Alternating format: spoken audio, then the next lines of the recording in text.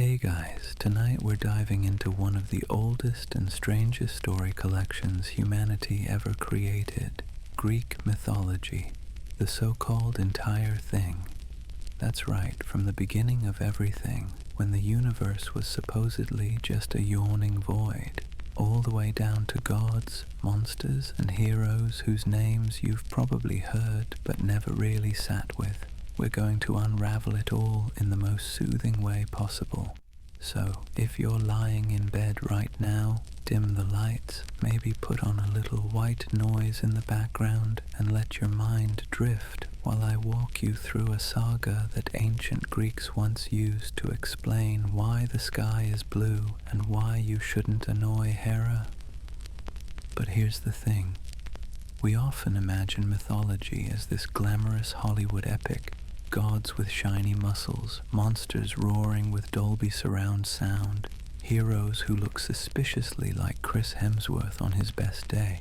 However, the reality is we're dealing with a hodgepodge of contradictory stories that were never meant to be coherent. Some of them are breathtaking, some are bizarre, and some are just plain weird. Greek mythology was less about grand cinematic spectacle and more about explaining why the local river sometimes flooded or why your neighbor's goats kept disappearing. And yet, this messy bundle of stories survived thousands of years. Why? Because they stick. They're sticky in the same way an odd dream is sticky. You don't quite understand it, but you remember it. These myths didn't just entertain. They shaped religion, politics, art, and even philosophy. They're the foundation stones under half the stories we still tell today. But here's a contrarian snapback for you. For all their influence, most of these stories weren't designed to make you feel heroic. They were designed to remind you that life is short. The gods don't really care about you, and at any moment you could end up as a cautionary tale about arrogance. Comforting, right? And yet, that cynicism is exactly why Greek mythology feels oddly perfect as a sleep story, because once you accept that you are not the main character in the universe, you can relax a little. You're just a passenger listening in as the gods argue, the titans fall, and heroes wander hopelessly across the sea. So, settle in. Tonight, you'll hear the full sweep of Greek mythology told in a way that's detailed, a little sarcastic, and most importantly, slow enough to help you drift off. If you haven't yet, go ahead and hit that like button and subscribe so you don't miss the next journey into history for sleep. And before we begin, tell me in the comments, what's keeping you up tonight? Now, let's step into the beginning. Before gods, before men, before even light, into the yawning void the Greeks called chaos. Chapter 1. Imagine yourself in the very beginning, not the beginning like when you wake up in the morning and stumble toward coffee, but the beginning as in nothing exists, no stars, no sky, no ground beneath your feet. The Greeks described this as chaos, and when they said chaos, they didn't mean noise or madness in the way we do. They meant a gap, a gaping void, a yawning emptiness that stretched everywhere and nowhere. The silence before there was such a thing as silence. It's hard for us to picture nothingness because even when you close your eyes, you still see a little fuzz of color. But imagine a vast empty waiting room with no furniture, no walls, no ceiling. That was chaos. Out of that void, things began to appear. Not because anyone willed them to, but because existence sort of trickled in like condensation on glass. The first of these was Gaia, the earth. Not the earth as a blue marble floating in space, but earth as solid ground, the soil you can walk on, plant in, bury your dead in. Then came Nyx, night, that dark velvet blanket that falls each evening. With Nyx came Erebus, the embodiment of darkness, not absence of light, but a heavy, thick darkness, the kind that feels alive. And suddenly the void was no longer empty. These were not gods in the modern sense, strutting around with weapons and lightning bolts. They were presences, forces. Gaia stretched out flat, becoming the wide-breasted earth. Nyx cloaked the world with shadow. Erebus filled the cracks with gloom. From chaos, more forces spilled out. Day and light, somehow born from night and darkness, which makes little logical sense but felt natural to the Greeks. Night gives birth to day, day gives way to night. To them, contradiction was not a problem. The universe was full of contradictions. Now, let's pause and admit something. This is not science. The Greeks weren't doing astronomy here. They weren't carefully plotting comets across the sky. They were doing the human thing of shrugging and saying, well, someone must have made all this. And in their shrugging, they gave those someone's names, shapes, and sometimes terrifying personalities. Gaia, as the first major presence, was particularly important. She wasn't just dirt. She was the ultimate mother figure. All things, gods and monsters alike, were born from her. She gave birth to Uranus, the sky, stretching above her like a dome. She gave birth to the mountains, to the sea, and eventually to the Titans, the enormous beings who ruled before the Olympians. But we'll get to them later. For now, the important thing to notice is how eerily lonely this universe feels. Gaia lay beneath, Uranus stretched above, but between them there was still vast emptiness. Imagine lying in a field on a moonless night. The earth is cool beneath you, the sky stretches infinitely above, and the air is thick with shadows. That's the feeling the Greeks were trying to capture. And then comes Nyx. Nyx is one of the strangest and most fascinating figures in mythology. She wasn't just the night sky. You didn't just see her in the stars. She was a shadowy goddess who lived forever on the edge of existence. Even Zeus, king of the gods, later feared her. She was the kind of presence you didn't mess with. In fact, in some stories, when Zeus gets angry at someone and is about to punish them, the only way they escape is by running to Nyx's cave, because Zeus won't cross her. That's how powerful she was. Imagine being so scary that the god of thunder politely backs away from your doorstep. Nyx had children too, but unlike Gaia's children, who were things like sky and mountains, Nyx's children were more abstract. From her came sleep, dreams, death, doom, and the fates themselves, those strange women who spun and cut the threads of life. It's almost as if the Greeks wanted to tuck all the unsettling parts of human existence under the wings of night, so they had a place to hide them. Meanwhile, Erebus, darkness, lurked as her partner. He didn't get as much personality as Nyx, but he's always there, the thick gloom, the kind of blackness that feels like it has weight. If you've ever woken up at 3 in the morning, convinced there's something in the corner of your room, that's Erebus. This whole primordial stage of mythology is rarely talked about because it doesn't have the flashy drama of Zeus hurling lightning or Odysseus fighting Cyclopes. But in many ways it's the most soothing part of the mythology. It's slow, abstract, and a little repetitive. Just presences filling the void. Gaia, Nyx, Erebus, one after another, forces taking shape. You can almost imagine the old poets chanting these names around a fire, each one falling into the rhythm like the steady beat of a drum. And there's something strangely comforting about the idea that even in the dark, in the beginning of everything, there was night to cover you, earth to lie on, and darkness to wrap around you. It's frightening and reassuring all at once. So as you drift off tonight, keep that image in mind. The yawning void, chaos stretching infinitely, the first stirrings of Gaia, solid beneath you, Nyx spreading her velvet wings across the sky, Erebus filling the gaps with thick, heavy shadow, a universe just beginning to breathe. After chaos, after the slow roll of night and darkness across the void, the Greeks imagined the universe sprouting its first real characters. These weren't yet the Olympians you've seen on movie posters, but vast elemental presences, the building blocks of existence. The first of these was Gaia. She is often described as broad-breasted Gaia, which sounds like something you'd hear in a Renaissance painting critique, but really it just means she was wide, fertile, and encompassing. Gaia wasn't a planet in orbit, she was the ground itself. Soil, valleys, plains, the endless surface beneath the heavens. Imagine lying on the floor of an ancient world with no cities, no roads, just the quiet presence of land stretching endlessly. That was Gaia. But Gaia didn't want to be alone. Out of her own being, she brought forth Uranus, the sky.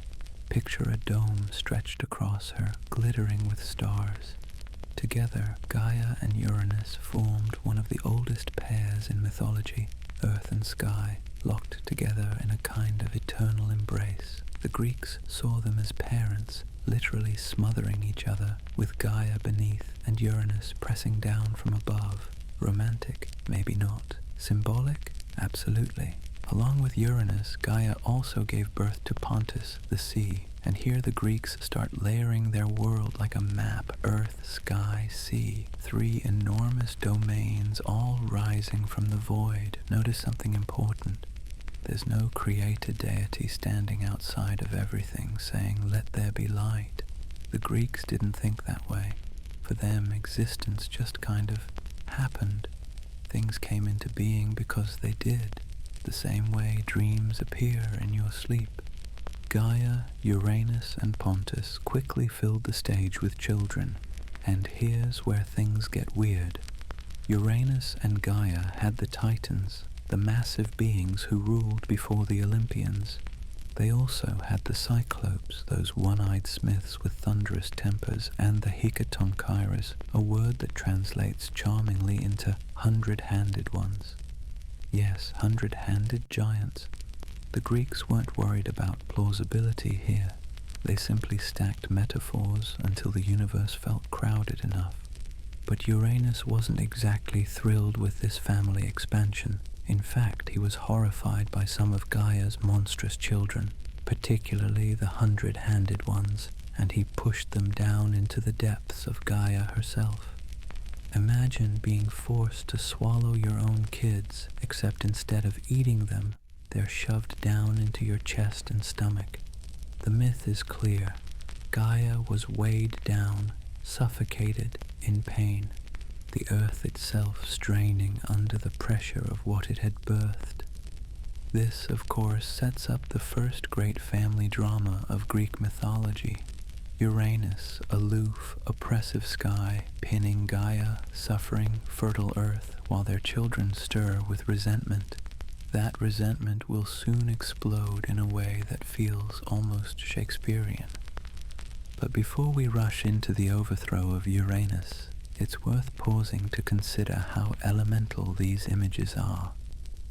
The Greeks weren't telling bedtime stories about gossiping gods on clouds. They were wrestling with their physical world. Why do mountains feel so permanent, so heavy? That's Gaia. Why does the sea roll endlessly, unpredictable and deep? That's Pontus.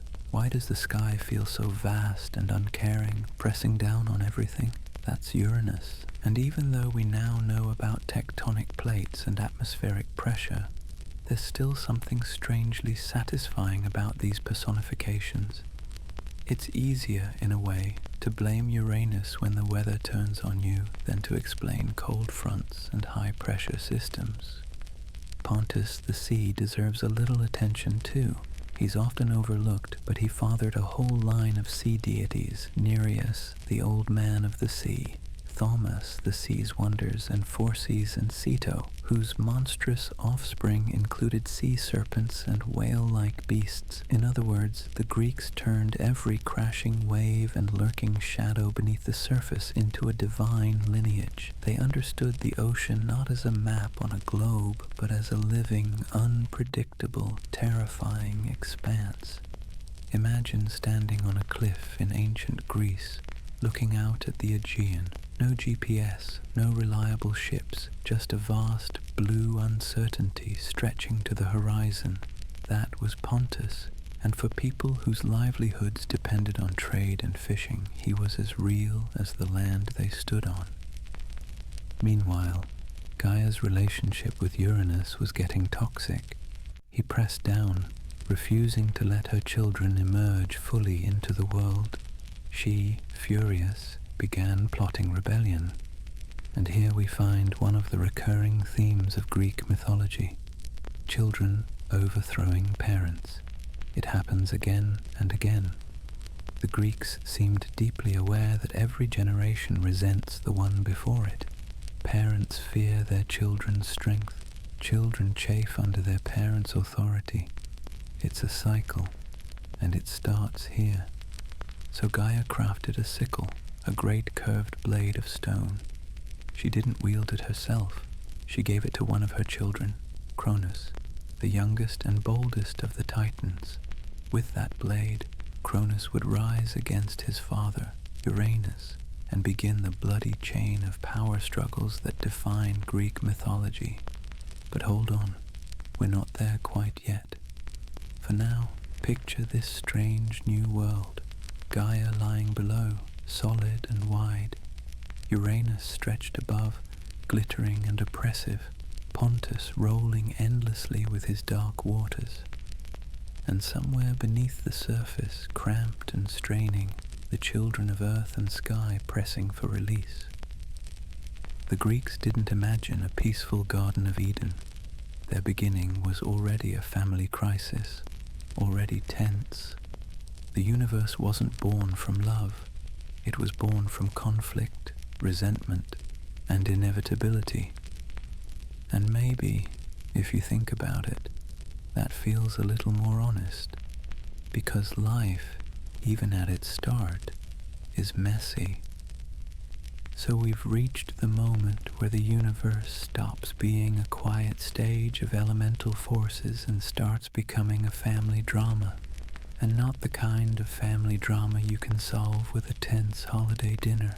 No, this is Greek mythology, so the solution is always violence. Gaia, the earth, was fed up. Uranus, the sky, was crushing her down, forcing her monstrous children deep into her body and refusing to let them live freely. She could feel them writhing within her, and in myth, that pressure and pain are described in terms that are more than symbolic. The earth herself was in torment, so Gaia decided something had to be done. But Gaia couldn't act alone. She needed one of her children to take up the task. She created a great sickle made of stone. Imagine a massive curved blade, something that could shear through the heavens themselves. One by one, she approached her children, the Titans, and asked them to step forward. Most shrank back. They were afraid of Uranus. He was the sky itself, after all, a god so vast he seemed untouchable. Only one Titan agreed, Cronus, the youngest, boldest, and perhaps the most ambitious of all. Cronus took the sickle and prepared to strike. The myth says that when Uranus next descended to lie with Gaia, Cronus ambushed him. He swung the sickle and cut off his father's, let's say, generative powers. I'll keep it delicate since you're trying to relax, but the Greeks were not shy in spelling this out. The severed parts fell into the sea, and from the foam that rose around them, Aphrodite was later born, the goddess of love, emerging from a moment of violent family betrayal. Only Greek mythology could turn mutilation into romance. With Uranus defeated, Cronus and his fellow Titans rose to power. This was the golden age, at least according to later poets. Humans, if they existed at this time, lived in ease without toil. The land produced food without effort. There were no wars, no suffering, no aging. Sounds nice, right? A bit too nice, in fact. Because in Greek mythology, any time things seem perfect, you should know trouble is brewing. And trouble came quickly. Uranus, even in defeat, cursed his son. He warned Cronus that one day he too would be overthrown by his own child, just as he had overthrown his father. That prophecy sat heavy in Cronus' mind. So when Cronus took a sister, Rhea, as his consort and began having children, he made a decision that was equal parts paranoid and horrific. Each time Rhea gave birth, Cronus swallowed the child whole. Hestia, goddess of the hearth, down the hatch. Demeter, goddess of the harvest, gone. Hera, who would one day be queen of the gods, consumed. Even Hades and Poseidon swallowed into their father's stomach. Imagine it. Cronus sitting on his throne, reigning over the golden age, but with a belly full of his own children, alive but trapped inside. It's grotesque, it's bizarre, but it's also the Greeks' way of saying that fear and power are inseparable. Cronus wanted to maintain control, and so he destroyed the very future that might replace him. Rhea, however, was not as resigned as Gaia had been. When she became pregnant once more with her youngest child, she couldn't bear to see another baby swallowed whole. So she came up with a trick.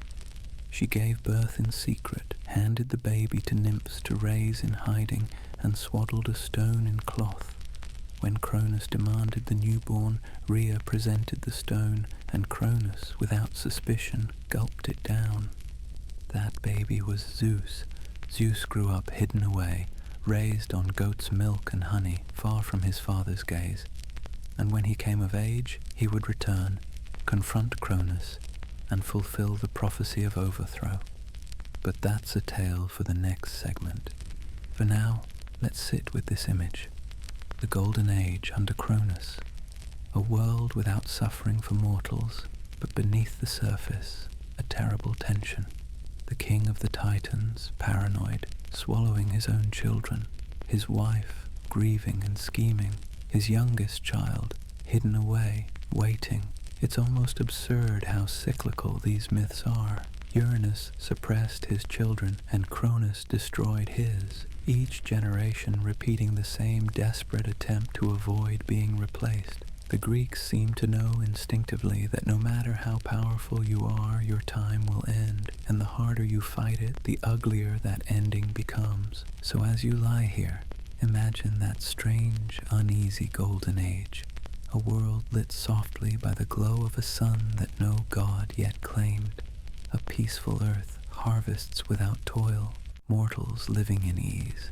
But above them, Cronus sits on his throne, bloated with fear and with the children he has devoured, unaware that destiny is already moving against him. So far we've seen Uranus fall to Cronus, and Cronus in turn devour his children in a desperate attempt to cling to power. But destiny, at least in Greek mythology, is stubborn.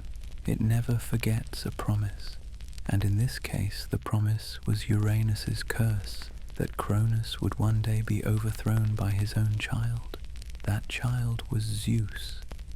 Zeus had grown up in hiding, nursed by a goat named Amalthea, and protected by nymphs who drowned out his cries with the clash of cymbals and drums so Cronus wouldn't hear him. Already his story had a theatrical flair, but unlike his devoured siblings, Zeus was free, and with freedom comes opportunity. When Zeus reached adulthood, he devised a plan to free his brothers and sisters. Accounts differ, as myths often do. In one version, he disguised himself as Cronus's cupbearer and slipped him a potion brewed by the goddess Metis. In another, he simply confronted his father directly. Either way, the result was the same. Cronus, doubled over, vomited forth the children he had swallowed long ago, Hestia, Demeter, Hera, Hades, and Poseidon, fully grown and not particularly pleased with their father. Now the Olympians were united. With Zeus as their leader, they challenged the Titans for control of the cosmos. What followed was the Titanomachy, a war so vast and violent that it shook the very foundations of existence. For 10 years the Olympians and Titans battled. The Titans, led by Cronus, fought from their mountain stronghold. The Olympians, led by Zeus, fought from Mount Olympus. Thunder shook the skies, the earth cracked open, seas boiled. You can almost hear the ancient poets chanting descriptions of the battlefield as if they were describing an earthquake or a storm. To the Greeks, these cosmic battles explained the chaos of the natural world. Why does thunder roll, Zeus's weapon? Why does the ground quake? The struggle of gods beneath the earth. But the Olympians had a secret weapon, allies. Remember those 100-handed giants and one-eyed cyclopes whom Uranus had once shoved deep inside Gaia? Zeus freed them from their prison in Tartarus, and in gratitude they armed him and his siblings. To Zeus they gave thunder and lightning, to Poseidon the trident that could shatter the seas, to Hades a helmet of invisibility. Suddenly the Olympians weren't just younger gods, they were armed with divine technology. The war turned. The 100-handed ones hurled boulders with such fury that the Titans trembled. Zeus's thunderbolts split the sky. Poseidon shook the seas. Hades moved unseen through the battlefield. In the end, the Olympians triumphed. The Titans were defeated and cast into Tartarus, the deepest, most desolate pit of the underworld, where the 100-handed ones now stood as their gods. Cronus, the devourer, the king of the golden age, was gone. His time had ended, just as his fathers had before him, and Zeus rose as king of the gods. But notice something. This isn't a story about fairness or justice. It's about inevitability. Cronus wasn't a worse ruler than Uranus, and Zeus wasn't necessarily a kinder one. Each generation simply toppled the last, driven by prophecy, ambition, and fear. It's a cycle of succession that mirrors human dynasties. Kings overthrown by their sons, empires collapsing as new ones rise. The Greeks were painfully aware that no reign lasts forever. The Titanomachy also established the Olympians as the new cosmic order. Zeus, Hera, Poseidon, Hades, Demeter, and Hestia now ruled. And yet, even as they celebrated their victory, the pattern of fear remained. Zeus had seen his grandfather fall. He had seen his father fall, and somewhere deep down he knew that one day his time would come too. For now, though, picture this moment. The war is over. The thunder has faded. The seas are calm again. The Titans are imprisoned far below. And atop Mount Olympus, Zeus claims his throne. A new age begins, bright with promise, but still haunted by the shadows of the past. The Titanomachy was over. The air still smelled of ozone from Zeus's thunderbolts. The ground was scarred from years of cosmic battle, and the Titans were locked deep in Tartarus. The Olympians stood victorious. But as anyone who's ever won a board game knows, victory only gets you so far. The real question is, how do you divide the spoils? Zeus and his brothers, Poseidon and Hades, faced exactly that problem.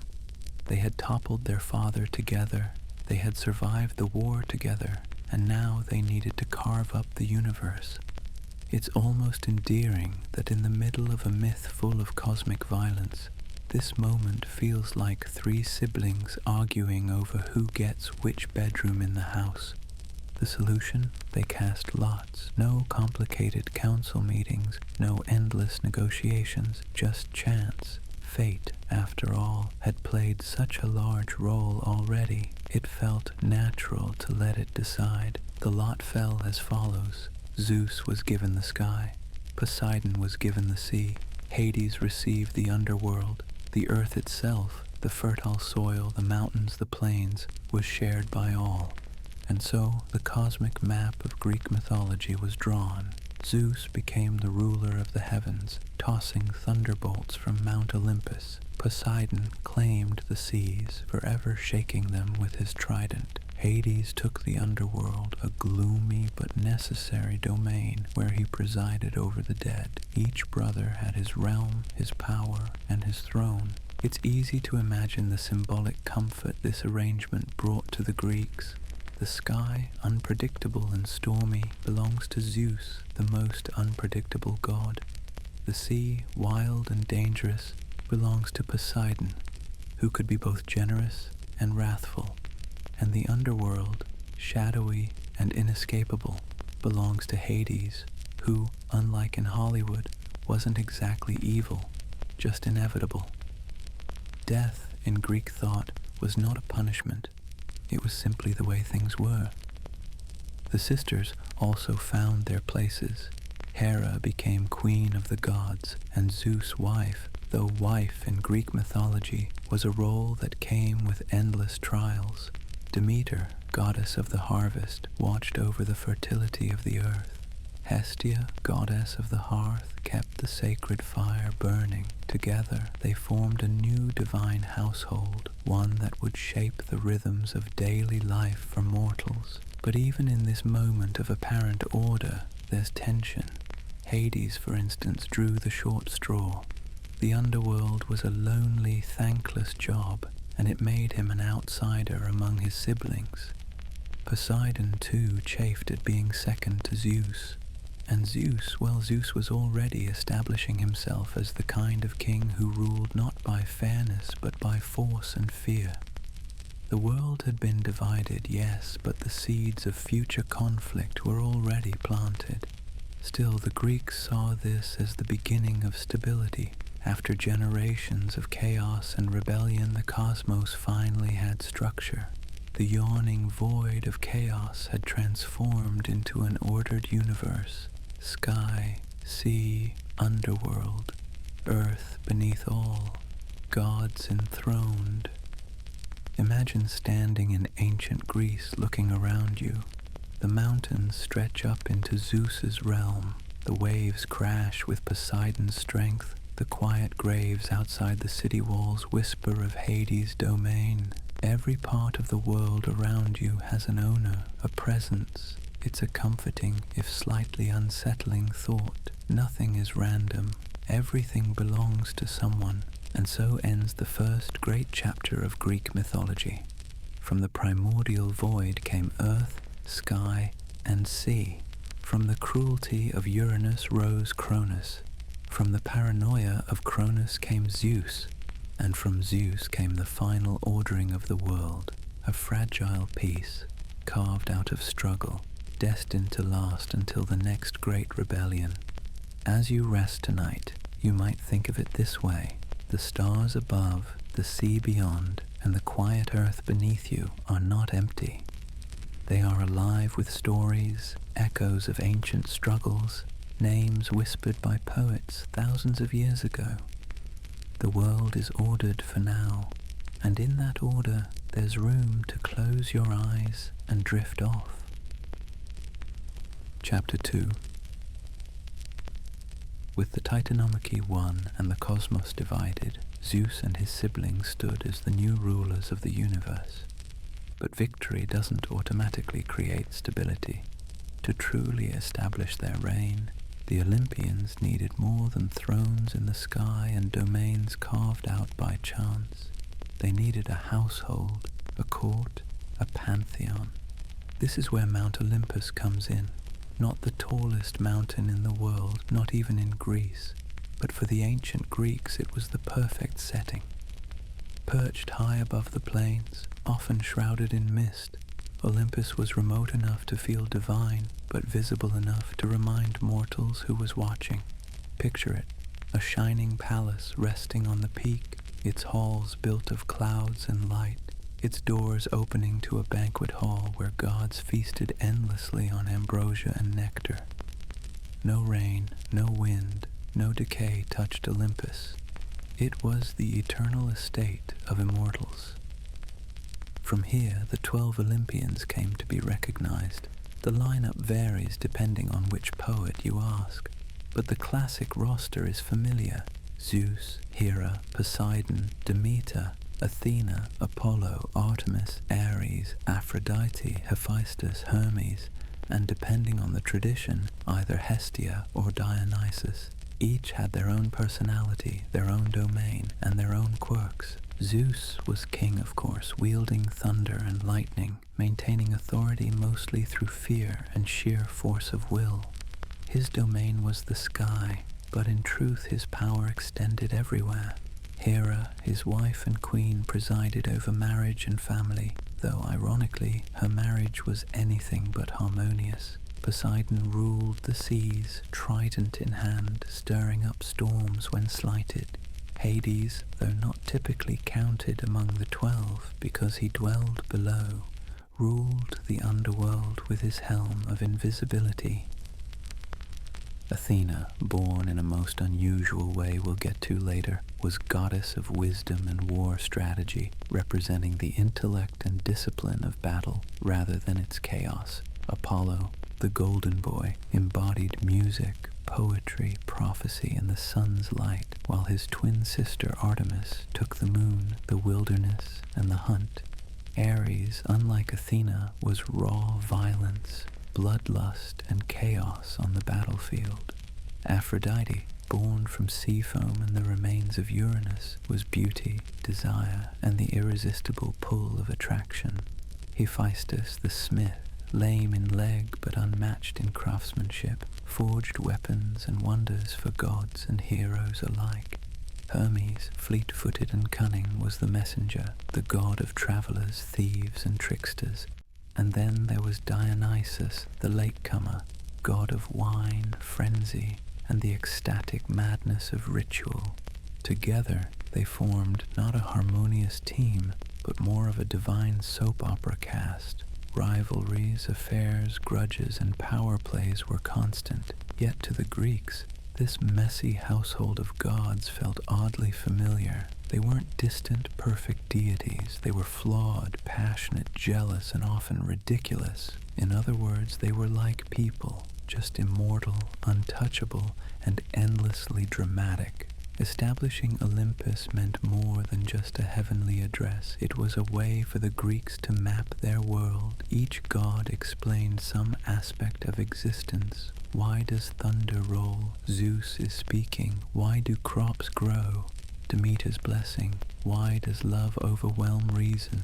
Aphrodite's doing. Why does war rage out of control? Ares is at work.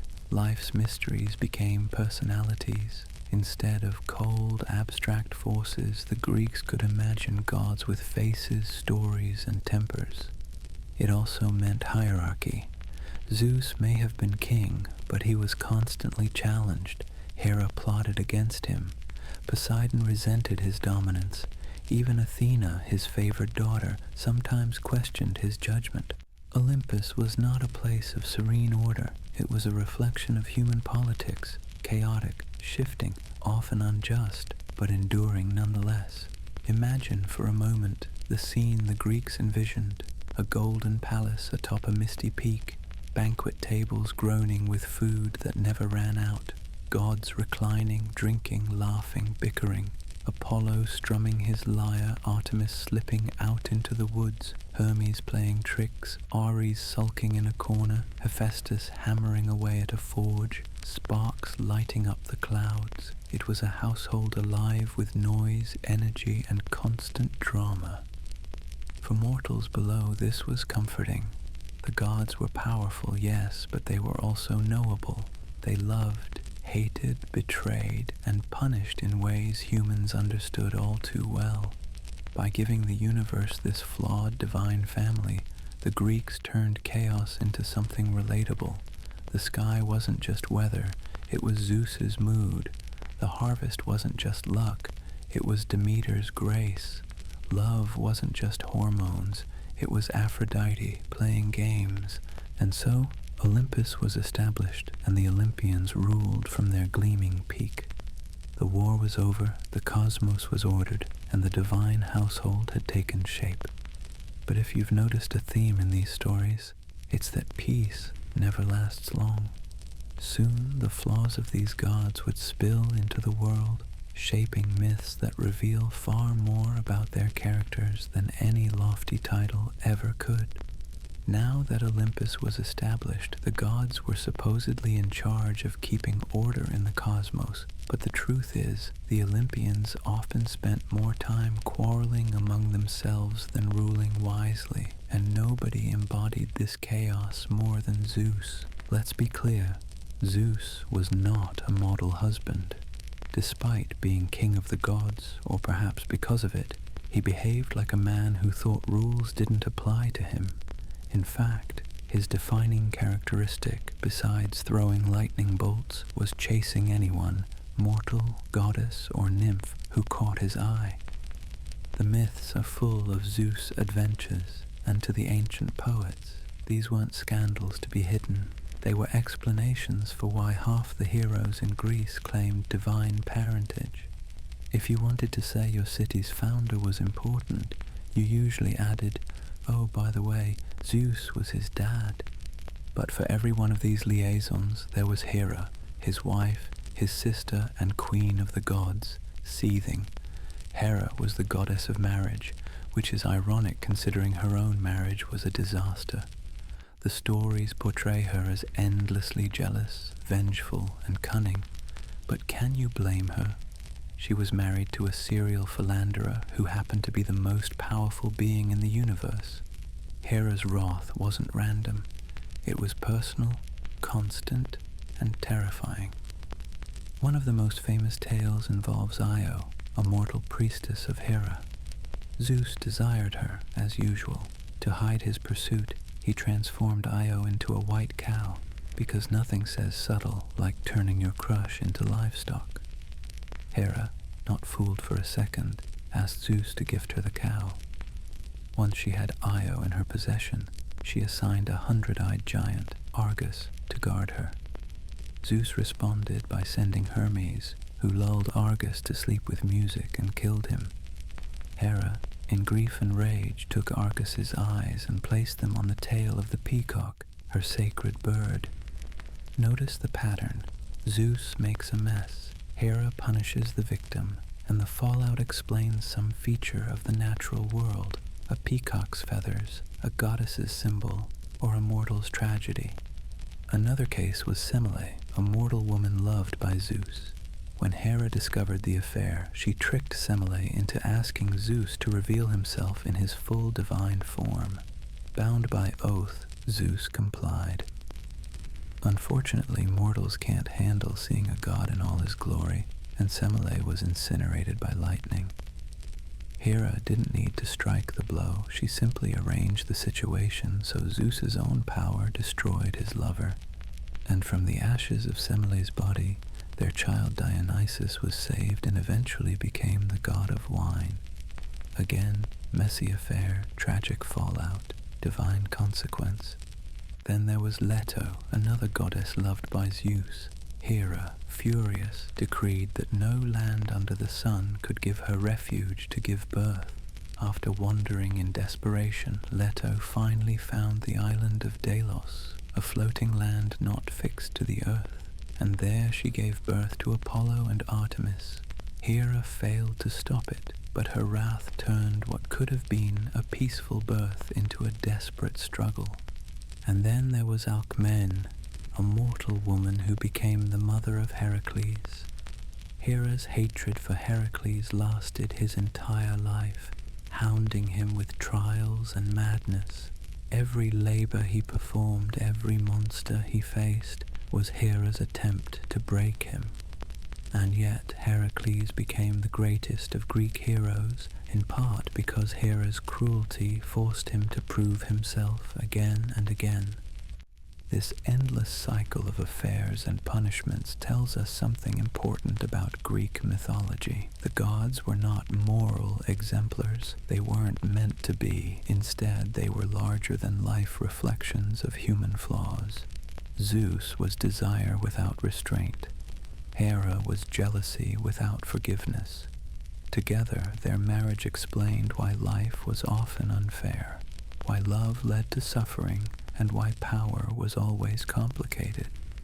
Imagine the scene on Olympus, Zeus reclining with thunderbolt in hand, smug and restless, Hera watching, eyes sharp as daggers, plotting her next move, the air around them thick with tension.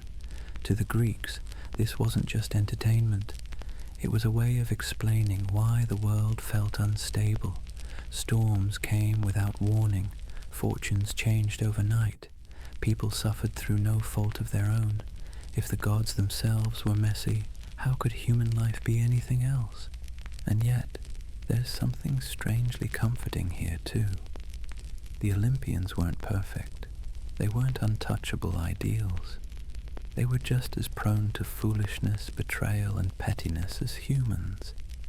If anything, they gave mortals a mirror in which to see themselves, flaws and all.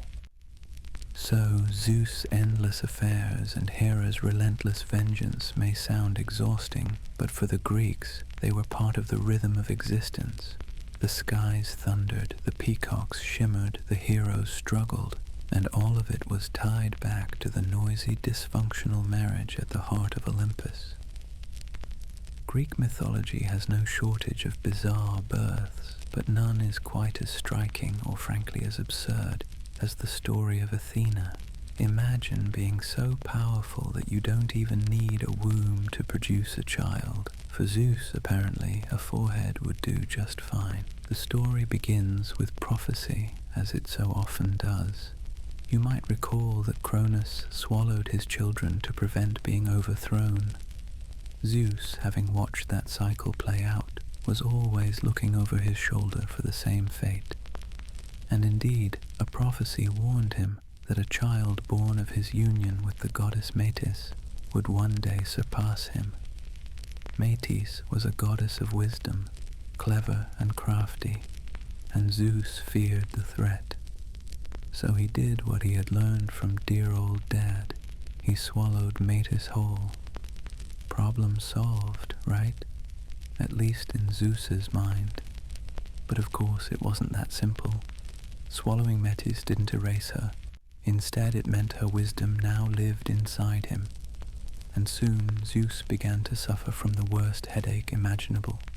Not just a dull ache, but a splitting cosmic migraine that shook the heavens. The other gods grew concerned. Here was their mighty king, clutching his head, writhing in agony and bellowing across Olympus. Finally, someone had to do something. Depending on the version, it was either Hephaestus, the smith god, or Prometheus, the clever titan, who stepped forward. They grabbed an axe, or sometimes a hammer, and struck Zeus's head to relieve the pressure. Imagine being the one tasked with cracking open the skull of the king of the gods. No pressure at all. From that gaping wound leapt Athena, fully grown, clad in armor, brandishing a spear, and letting out a war cry that shook Olympus. No swaddling clothes, no gentle lullabies. She skipped infancy entirely and arrived battle-ready, wisdom incarnate. If most gods were born with at least a nod toward biology, Athena was pure metaphor. She was the child of wisdom and power, emerging directly from the mind of Zeus. It's one of those myths that makes no logical sense, but perfect symbolic sense. Athena represented strategy, discipline, and intellect, the ordered side of warfare, not the chaotic bloodlust embodied by Ares. She was also the goddess of crafts, law, and civic life. By being born from Zeus's head, she embodied the idea that wisdom and rational thought could stand alongside brute force. The Greeks didn't necessarily live by that balance, but they admired it in theory. For the Athenians in particular, this myth was a badge of honor. They claimed Athena as their patron goddess, their protector, the one who bestowed olive trees and guided their city to greatness. To them, the story wasn't just a strange divine anecdote. It was the origin of their civic identity. Every time they looked up at the Parthenon gleaming on the Acropolis, they were reminded that their city was chosen by a goddess who sprang from the very head of Zeus. And while Athena was often portrayed as calm, wise, and even-tempered, her birth story carried a sharp irony. She was born in pain, Zeus's pain. She was born in violence, an axe to the skull, and she was born from fear, a father swallowing her mother to avoid being overthrown. Yet out of all that, she emerged as one of the most balanced and respected figures of the pantheon. It also tells us something about how the Greeks saw wisdom. It wasn't gentle. It wasn't necessarily peaceful. Wisdom was armor, discipline, a spear held firmly in hand. Wisdom wasn't about avoiding conflict. It was about surviving it with strategy and skill. Imagine the scene for a moment. The great hall of Olympus, gods gathered, Zeus writhing on his throne, the sound of metal splitting bone, and then Athena, radiant and terrible, springing into existence. The war cry echoes, but instead of fear, the other gods feel awe. A new power has entered their world, one born not from love or lust, but from the mind itself. And so Athena takes her place among the Olympians, a goddess without mother, born directly from the intellect and authority of Zeus, but destined to have her own identity, her own influence, and her own city. In her, the Greeks saw not just another divine personality, but an ideal, an aspiration. She was proof that from pain can come clarity, from fear can come strength, and from chaos can come order. While most of the Olympians came into the world through fairly standard mythical births, meaning still strange but at least recognizable, Dionysus was different. He was the outsider, the latecomer, the god who didn't quite fit the mold. And perhaps that's why he became one of the most fascinating figures in all of Greek mythology. His story begins, as many Greek stories do, with Zeus behaving badly. This time it was with Semele, a mortal princess of Thebes. Zeus, smitten, disguised himself and visited her in secret. When Hera found out, she didn't confront Zeus directly, because by now she knew that never worked. Instead, she turned her fury on Semele. Hera, in disguise, whispered doubts into Semele's ear. How do you know your lover is really Zeus? Ask him to prove it. Ask him to show himself in his full divine form. And so Semele, tricked and curious, asked Zeus for a favor. Zeus had sworn on the river Styx to grant her any wish, and when she asked to see him in his true glory, he was trapped by his own oath. The result was disastrous. Mortals simply couldn't survive the raw power of a god's presence. When Zeus revealed himself, Semele was consumed in fire, but within her womb was the child Dionysus, still unborn. Zeus, unwilling to let him perish, plucked the infant from her body and sewed him into his own thigh. Yes, his thigh. Months later, when the time was right, Dionysus was born a second time, from Zeus himself. This unusual double birth gave Dionysus an identity unlike any other god. He was both mortal and divine, both insider and outsider. He didn't grow up on Olympus among his siblings. Instead, he wandered the earth, raised in secrecy, traveling across distant lands. He gathered followers, women called Maenads, who worshipped him with ecstatic frenzy, dancing and drinking and sometimes tearing apart animals in ritual madness. Wherever he went, he brought both joy and chaos. Dionysus was the god of wine, yes, but not just of drinking. He embodied the whole spectrum of what intoxication represents: pleasure, release, community, but also frenzy, delirium, and destruction. A sip of wine might loosen conversation, but too much could dissolve boundaries, shatter reason, and bring out something terrifying. Dionysus was both the comfort of a shared cup and the madness of a drunken mob. His arrival on Olympus was delayed. Some lists of the 12 Olympians don't even include him, preferring to stick with Hestia, the goddess of the hearth. But eventually Dionysus claimed his place. His story was too powerful to ignore, his influence too wide. In many ways he represented something the other gods couldn't, the messy, irrational side of human life. And the Greeks understood him well. Wine was central to their culture, not just as a drink, but as a ritual. At the symposium, men gathered to drink, debate, and perform music, blurring the lines between philosophy and intoxication. In the festivals of Dionysus, whole cities would erupt into plays, parades, and rituals that dissolved social order, if only for a few days. Dionysus also carried a darker edge. He punished those who denied him. King Pentheus of Thebes tried to resist the god, mocking his rituals. Dionysus, calm and smiling, lured him into disguise and convinced him to spy on the Maenads. When Pentheus approached, the frenzied women mistook him for a wild beast and tore him apart. The message was clear: deny the irrational, deny the power of Dionysus, and it will consume you anyway. To the Greeks, Dionysus was both thrilling and terrifying because he represented what lurks just beneath the surface of civilization: order, reason, law. All those things humans build to feel safe are fragile. Scratch the surface, pour a little wine, and suddenly people dance wildly in the woods, masks on their faces, driven by something older than reason. Imagine him arriving on Olympus at last. The other gods feast, drink nectar, argue about politics, while Dionysus strolls in with a cup of wine and a knowing smile. He doesn't belong, not really, but he makes himself at home. He is the reminder that even the gods can't escape chaos, that joy and madness are two sides of the same coin. So Dionysus, the twice-born god, the wanderer, the outsider, found his throne among the Olympians, and in him mortals saw themselves, not in their orderly, rational moments, but in their wild, ecstatic, and vulnerable ones. For all their power and pomp, the Olympians never had an easy reign.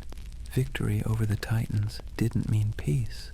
The cosmos, after all, still had Gaia, the earth herself, and she wasn't finished producing trouble.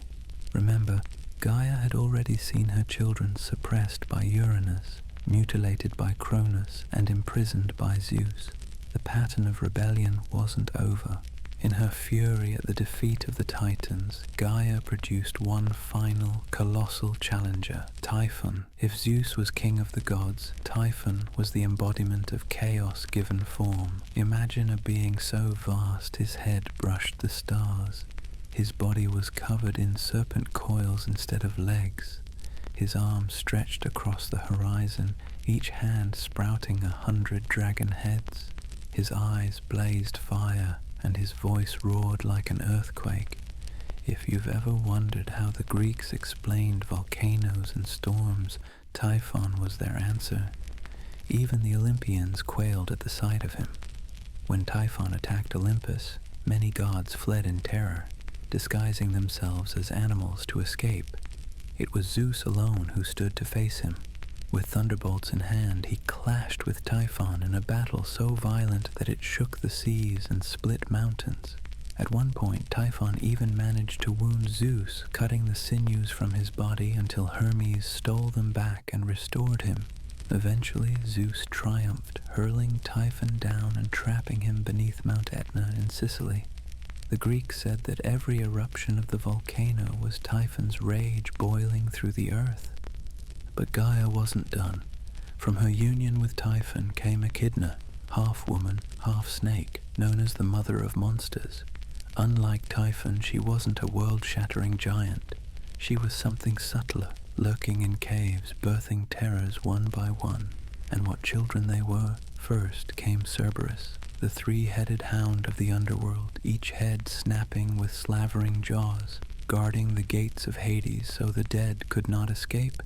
Then came Hydra, the multi-headed serpent who haunted the swamps of Lerna, cut off one head, and 2 more would grow back. Chimera was next, a fire-breathing hybrid with the body of a lion, the head of a goat rising from its back, and the tail of a serpent. She was nightmare incarnate, stitched together from mismatched horrors.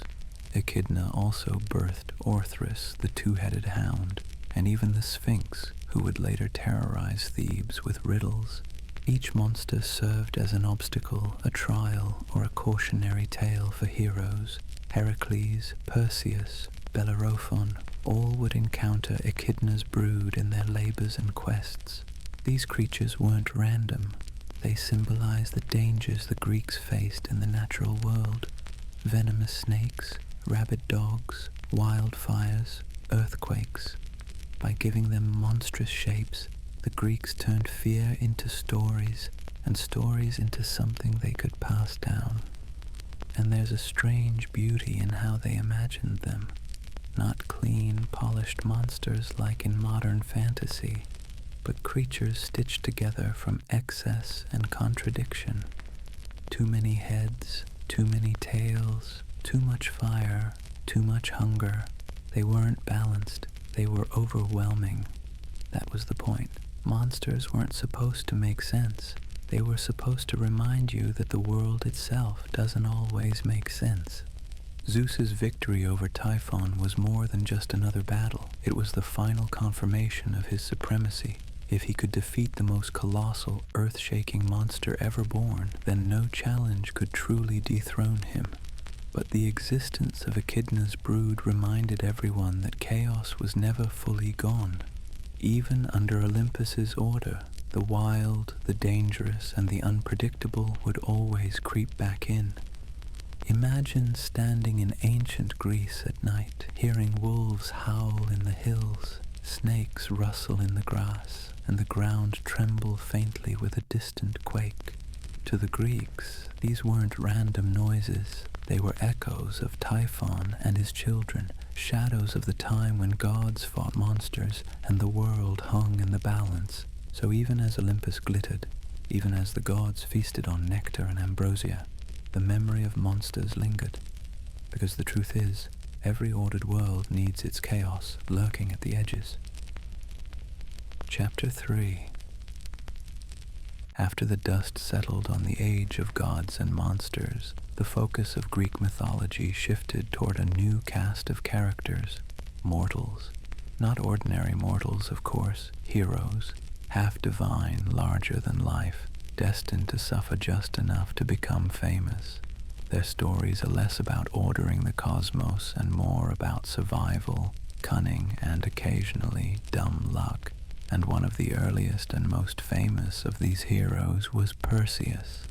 Perseus's story begins, as so many Greek myths do, with a prophecy and a father's paranoia.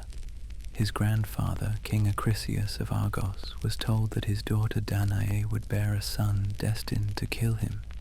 Naturally, Acrisius responded with great fatherly warmth and compassion by locking Danae in a bronze chamber so she could never conceive. Problem solved, right? Except Zeus doesn't care about locks. According to myth, he visited Danae in the form of a golden shower of light, or if you prefer a less poetic image, magical golden rain that slipped through the cracks of her prison. The result, Danae became pregnant with Perseus. When Acrisius discovered the child, he couldn't bring himself to kill them outright. Greek kings were paranoid but also wary of divine punishment. Instead, he placed Danae and baby Perseus in a wooden chest and cast them out to sea, leaving fate to decide. They washed ashore on the island of Cerberus, where a kindly fisherman, Dictys, took them in. For a while, things seemed peaceful. But myths never stay peaceful for long. Dictys' brother, King Polydectes, soon became a problem. He desired Danae, but Perseus, now grown into a bold young man, defended his mother. Polydectes, frustrated, devised a cunning trap. He declared he wished to marry another woman and demanded every man on the island bring him a gift. Perseus, too poor to provide one, rashly boasted that he could bring back the head of Medusa instead, a casual claim like saying, "I'll just go grab a dragon head for you." Polydectes eagerly accepted. Now Medusa wasn't just any monster. She was one of the 3 Gorgons, once beautiful but cursed by Athena. Her hair was a nest of living snakes, her gaze so terrible that anyone who looked into her eyes turned instantly to stone. Hunting her was basically suicide. But Perseus wasn't entirely on his own. The gods, for reasons never entirely explained, decided to help. Hermes gave him a curved sword. Athena offered a polished shield to serve as a mirror.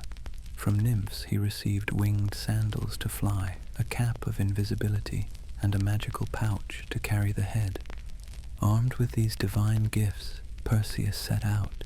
He found Medusa asleep in her cave, her sisters lurking nearby.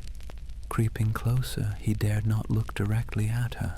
Instead, he used Athena's shield as a mirror, inching forward, the snakes hissing faintly in the dark.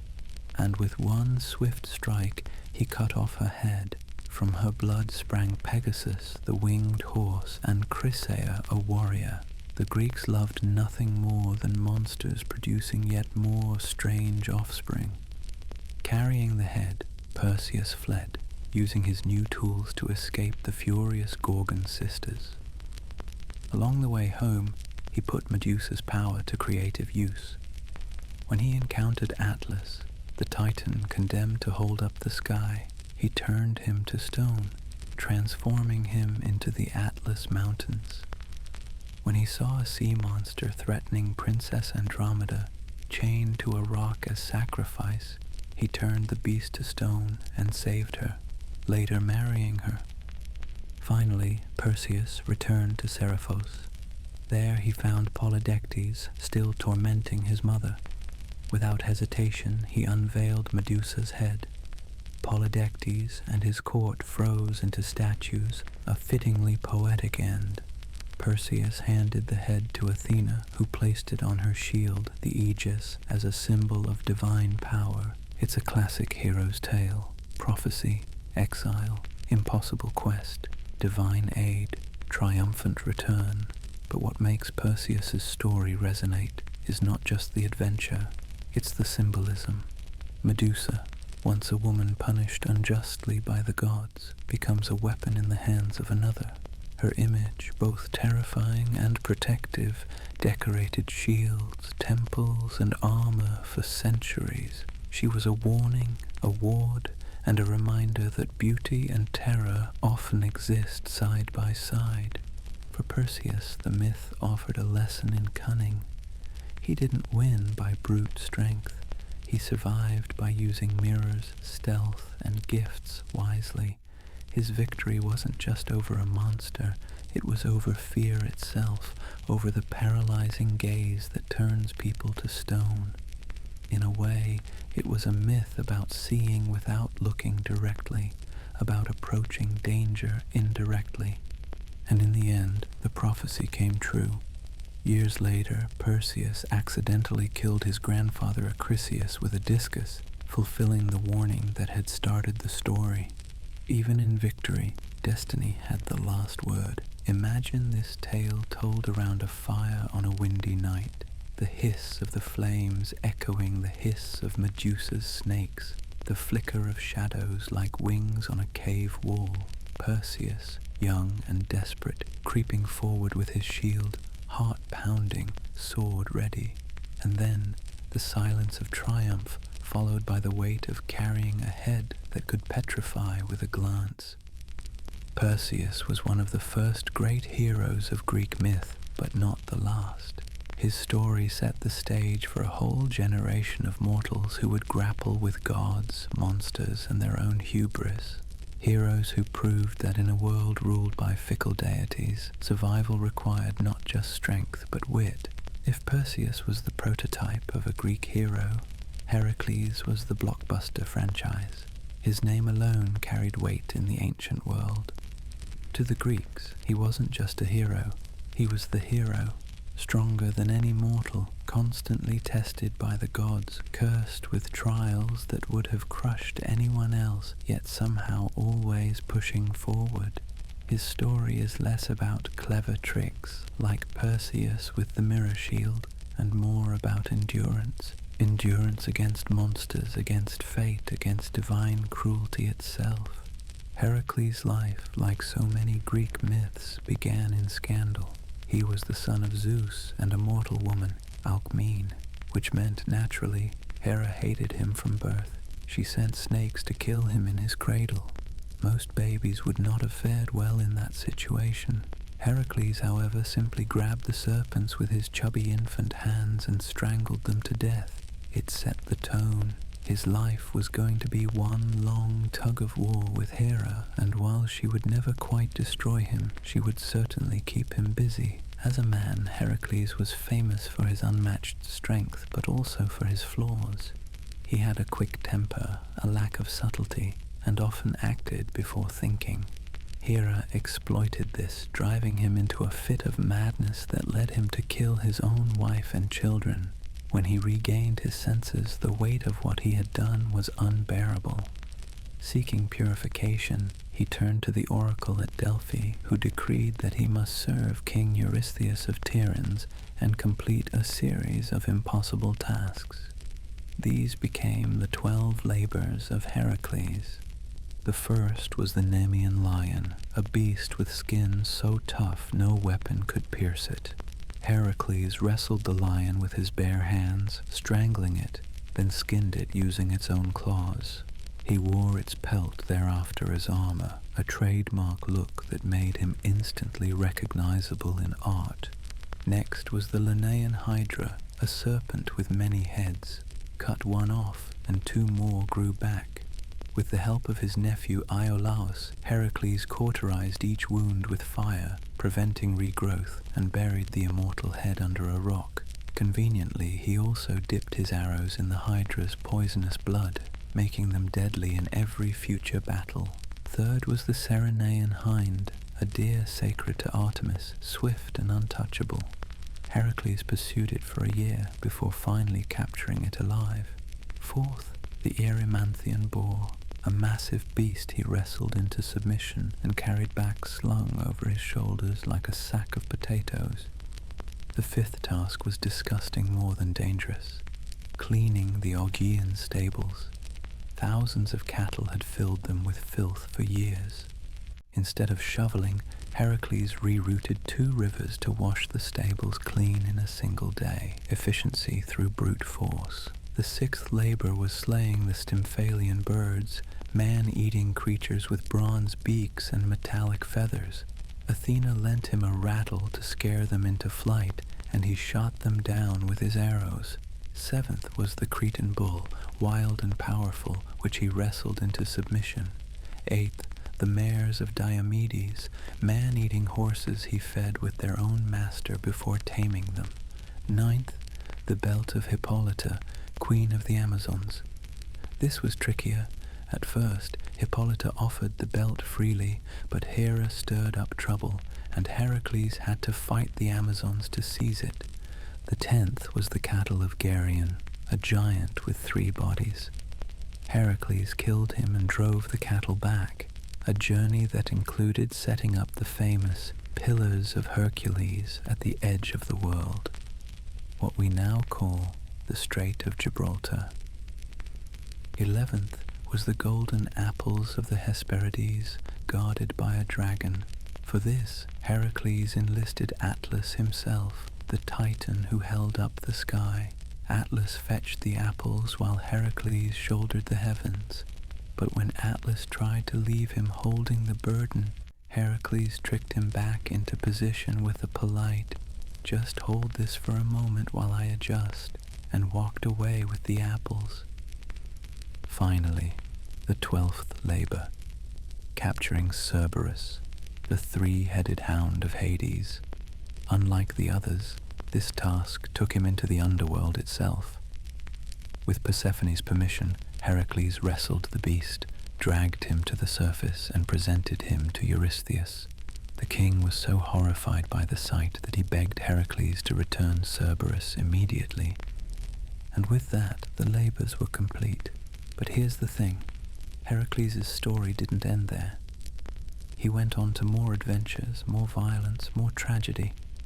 His life was a cycle of triumphs overshadowed by suffering. He was the strongest man alive, but he was never free of Hera's hatred or his own flaws. His death, poisoned by a cloak smeared with Hydra's venom, was as brutal as his life. Yet even then, his spirit ascended to Olympus, and he was granted immortality. In the end, Hera reconciled with him, and he married Hebe, goddess of youth. To the Greeks, Heracles was a paradox. He was a symbol of strength and perseverance, but also of suffering and failure. He wasn't perfect, he wasn't gentle, but he endured. And maybe that was the point. Life in the Greek imagination wasn't about flawless heroics. It was about getting knocked down by fate and finding the strength to rise again. Picture him in your mind, broad-shouldered, lion skin draped over his back, club in one hand, bow in the other, a figure half divine, half broken, trudging forward, one impossible task after another. Heracles wasn't meant to comfort, he was meant to reflect the truth the Greeks knew too well. Life is toil, life is pain, but with strength and stubbornness you can leave behind something worth remembering. If Heracles was the hero of brute force, Theseus was the hero of cunning. His story was told and retold in Athens with the kind of civic pride you'd expect from a city that liked to see itself as clever, rational, and sophisticated. And the myth of the Minotaur, his most famous adventure, wasn't just about a monster in a maze. It was about power, politics, and the fear of being devoured by forces beyond your control. The tale begins with King Minos of Crete, who had a problem of his own. He prayed to Poseidon to send him a bull as a sign of his divine right to rule. Poseidon obliged, sending a magnificent white bull rising from the sea. Minos, however, decided to keep the bull for himself instead of sacrificing it. Never a good idea to cheat a god, so Poseidon punished him in the most grotesque way imaginable. He cursed Minos' wife Persephone with an unnatural desire for the bull. From this union, described in myth with a straight face though the details are mercifully vague, was born the Minotaur, half man, half bull, a monstrous creature that fed on human flesh. Minos, ashamed, hid the beast in a labyrinth designed by the great craftsman Daedalus. The labyrinth was a maze so complex that once you entered, you could never find your way out. To keep the Minotaur fed, Minos demanded tribute from Athens. Every 9 years, 7 young men and 7 young women were sent as sacrifices, locked in the labyrinth to be hunted down. It was a political humiliation as much as a horror story, a reminder of Crete's dominance over Athens. Enter Theseus, Prince of Athens, son of King Aegeus, or, in some versions, son of Poseidon himself. When the time came for the next tribute, Theseus volunteered to go, not as a victim, but as a hero. His plan was simple: slay the beast, end the terror, and free Athens from its humiliating obligation. Arriving in Crete, Theseus caught the eye of Minos' daughter, Ariadne. Whether out of love or rebellion, she chose to help him. She gave him a ball of thread, instructing him to tie one end at the entrance of the labyrinth and unwind it as he went so he could retrace his steps. Without that thread, even if he killed the Minotaur, he would have perished in the maze.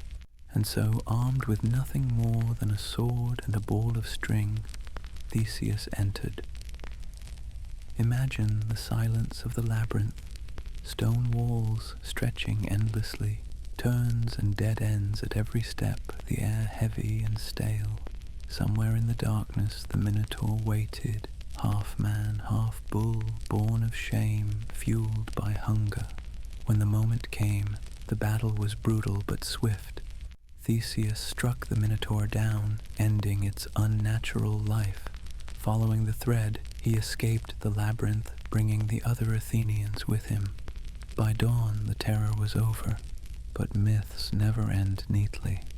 Theseus fled Crete with Ariadne, only to abandon her on the island of Naxos. Some say it was cold-hearted betrayal, others that the god Dionysus claimed her for himself. Whatever the reason, Ariadne's ball of thread had saved Theseus, but she was discarded like a tool no longer needed. The tragedy didn't stop there. When Theseus sailed home, he forgot to change the black sails of mourning to the white sails of victory, as he had promised his father. King Aegeus, watching from a cliff, saw the black sails approaching and believed his son dead. In despair, he threw himself into the sea. From that day forward, the sea was named the Aegean, a reminder of the mistake that turned triumph into grief. So what do we make of this story? It's part monster-slaying epic, part political allegory. The Minotaur symbolized Athens' humiliation under Crete's power. Theseus's victory was more than personal glory. It was civic liberation, the moment Athens could imagine itself as free and strong.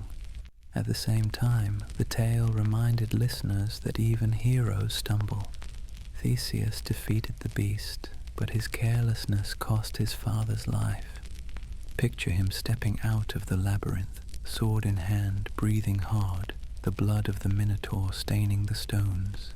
Behind him, the thread winds back through the endless maze, the one fragile lifeline that saved him. For the Athenians, this wasn't just entertainment.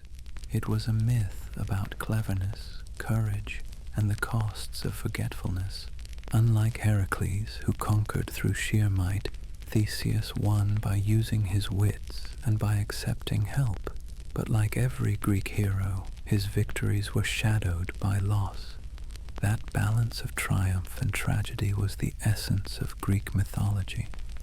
No story ended without a reminder of mortality, of fate, of the consequences waiting just outside the labyrinth.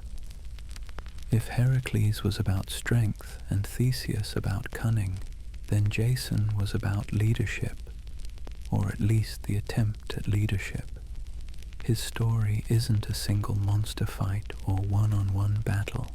It's an epic voyage with a crew of legends, a ship that became almost as famous as its captain, and a prize that symbolized power itself, the Golden Fleece. The tale begins in the kingdom of Iolcus. Jason's uncle, Peleus, had usurped the throne from Jason's father. When Jason returned to claim his birthright, Peleus didn't immediately kill him, which already makes him smarter than most kings in these myths. Instead, Peleus set him an impossible challenge. If you're the rightful king, go fetch the Golden Fleece. The fleece, a glittering hide of a magical ram, hung in a distant land called Colchis, guarded by a dragon that never slept. Jason accepted the quest, because of course he did. To achieve it, he gathered the greatest heroes of Greece to sail with him. This crew became known as the Argonauts, named after their ship, the Argo.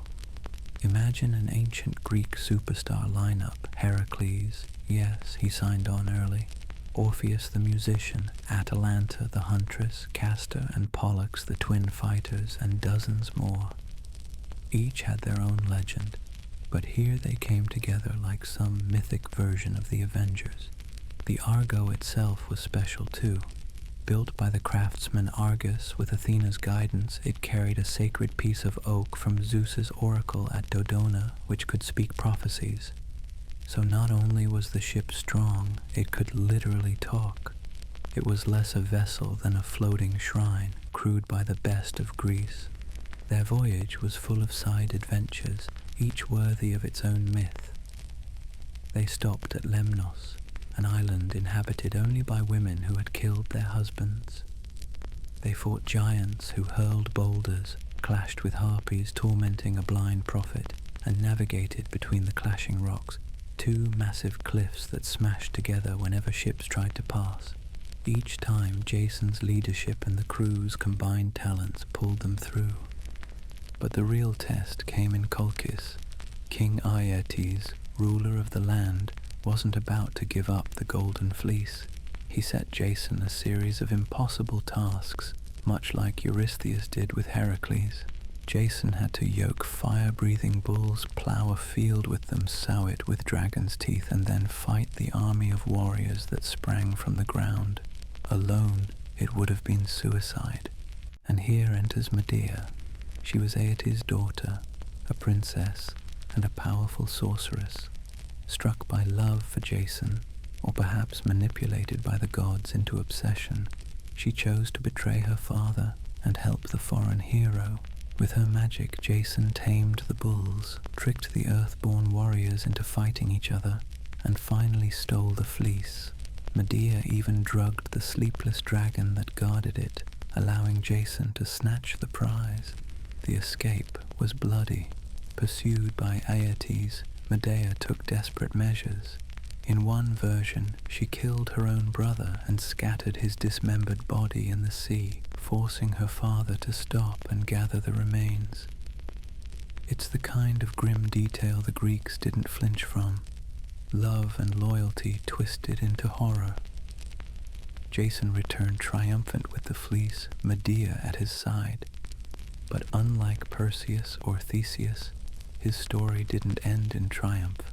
In fact, it turned into one of the darkest tragedies of Greek mythology. Medea, once his ally, became his curse. Years later, when Jason betrayed her for another woman, Medea murdered their children in revenge, leaving Jason broken and alone. He ended his days not as a triumphant king, but as a forgotten, wandering exile, crushed beneath the rotting timber of the Argo. So what do we make of Jason? He wasn't the strongest. He wasn't the cleverest. He was a leader, but a flawed one, propped up by the skills of his crew and the devotion of Medea. Without them, he would have failed. And maybe that's the point. His story isn't about individual heroism. It's about the danger of ambition, the fragility of loyalty, and the way love, when twisted, can destroy everything. Picture the Argo sailing through the Aegean at dawn, oars splashing in rhythm, a crew of legends laughing, singing, bickering. Jason at the prow, eyes fixed eastward on a prize he barely understands. Behind him, the whispering oak of Zeus's oracle warns of fate, and at his side, a woman whose love will one day undo him. It's not just an adventure tale. It's a warning that even heroes who sail with gods and legends are still vulnerable to the storms within themselves. If Perseus and Heracles showed mortals earning glory with divine help, the myths of hubris showed the opposite, humans overstepping their limits. To the Greeks, hubris, excessive pride, arrogance, forgetting your place in the cosmic order, was the fastest way to draw divine punishment. And the stories of Arachne, Niobe, and Icarus still echo today, cautionary tales about ambition gone too far. Take Arachne. She wasn't a princess or a warrior or the child of a god. She was a simple mortal woman with a gift, weaving. Her tapestries were so intricate, so beautiful, that people whispered she must have been taught by Athena herself.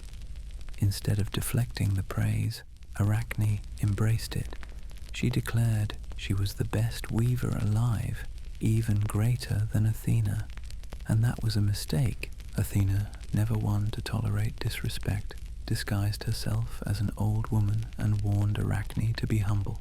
Arachne laughed, refusing to back down. So Athena revealed herself and challenged Arachne to a contest. Each set up a loom and began to weave. Athena produced a masterpiece of gods in glory, scenes of Olympus shining in triumph. But Arachne's tapestry was different. She wove scenes of gods behaving badly, Zeus's affairs, Poseidon's cruelties, Hera's jealousies. It was perfect, flawless, and brutally honest. The goddess could not fault the skill, but she could not tolerate the insult. In rage, Athena struck Arachne's tapestry, and then Arachne herself. Overcome with shame, Arachne tried to take her own life, but Athena transformed her instead into the first spider, doomed to weave forever. Her skill lived on, but her pride ensured she would never be human again. Then there was Niobe, a queen of Thebes. She had wealth, power, and beauty. But what she was proudest of was her children, 12 of them in some versions. When people praised the goddess Leto for bearing Apollo and Artemis, Niobe scoffed. Why should Leto be honored with her 2 children when Niobe had so many more? In arrogance, she told her people to stop worshipping Leto and worship her instead. It didn't end well. Apollo and Artemis descended, their bows drawn. One by one they struck down Niobe's children, sparing only 1 or 2, depending on the version. Niobe fled to Mount Sipylus, grief-stricken, and begged the gods for mercy. They granted it in a twisted way, turning her into stone. Yet even as rock, she wept, a stream of tears flowing endlessly. To the Greeks, this explained a real cliffside that seemed to cry with water trickling down its face. A monument to pride punished. And then there is Icarus, perhaps the most famous example of all. His father Daedalus was the brilliant craftsman who built the labyrinth for King Minos. But when Daedalus fell out of favor, he and his son were imprisoned. To escape, Daedalus fashioned wings made of feathers and wax. Before they set out, he warned Icarus, "Fly too low, and the sea's damp will weigh you down. Fly too high, and the sun will melt the wax. Keep to the middle path." But Icarus, young and exhilarated, soared higher and higher. He wanted to touch the sun. The wax melted, the feathers fell, and Icarus plummeted into the sea, his ambition undone by disobedience. His name became shorthand for overreaching, for soaring too close to something greater than you can handle. Each of these stories carried the same lesson: know your place. The gods tolerated mortals who strove for greatness, even those who fought monsters and endured impossible quests. But mortals who dared to claim equality with the divine, or who forgot the fragile boundary between human and God, were punished swiftly and mercilessly.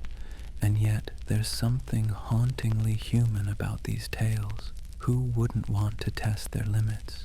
Who wouldn't take pride in their children, or in their art, or in the thrill of flying higher than ever before? The Greeks knew this. They told these stories not just as warnings, but as reflections of their own desires. They admired Arachne's skill, pitied Niobe's grief, envied Icarus's freedom. The punishment may have been divine, but the impulse was human.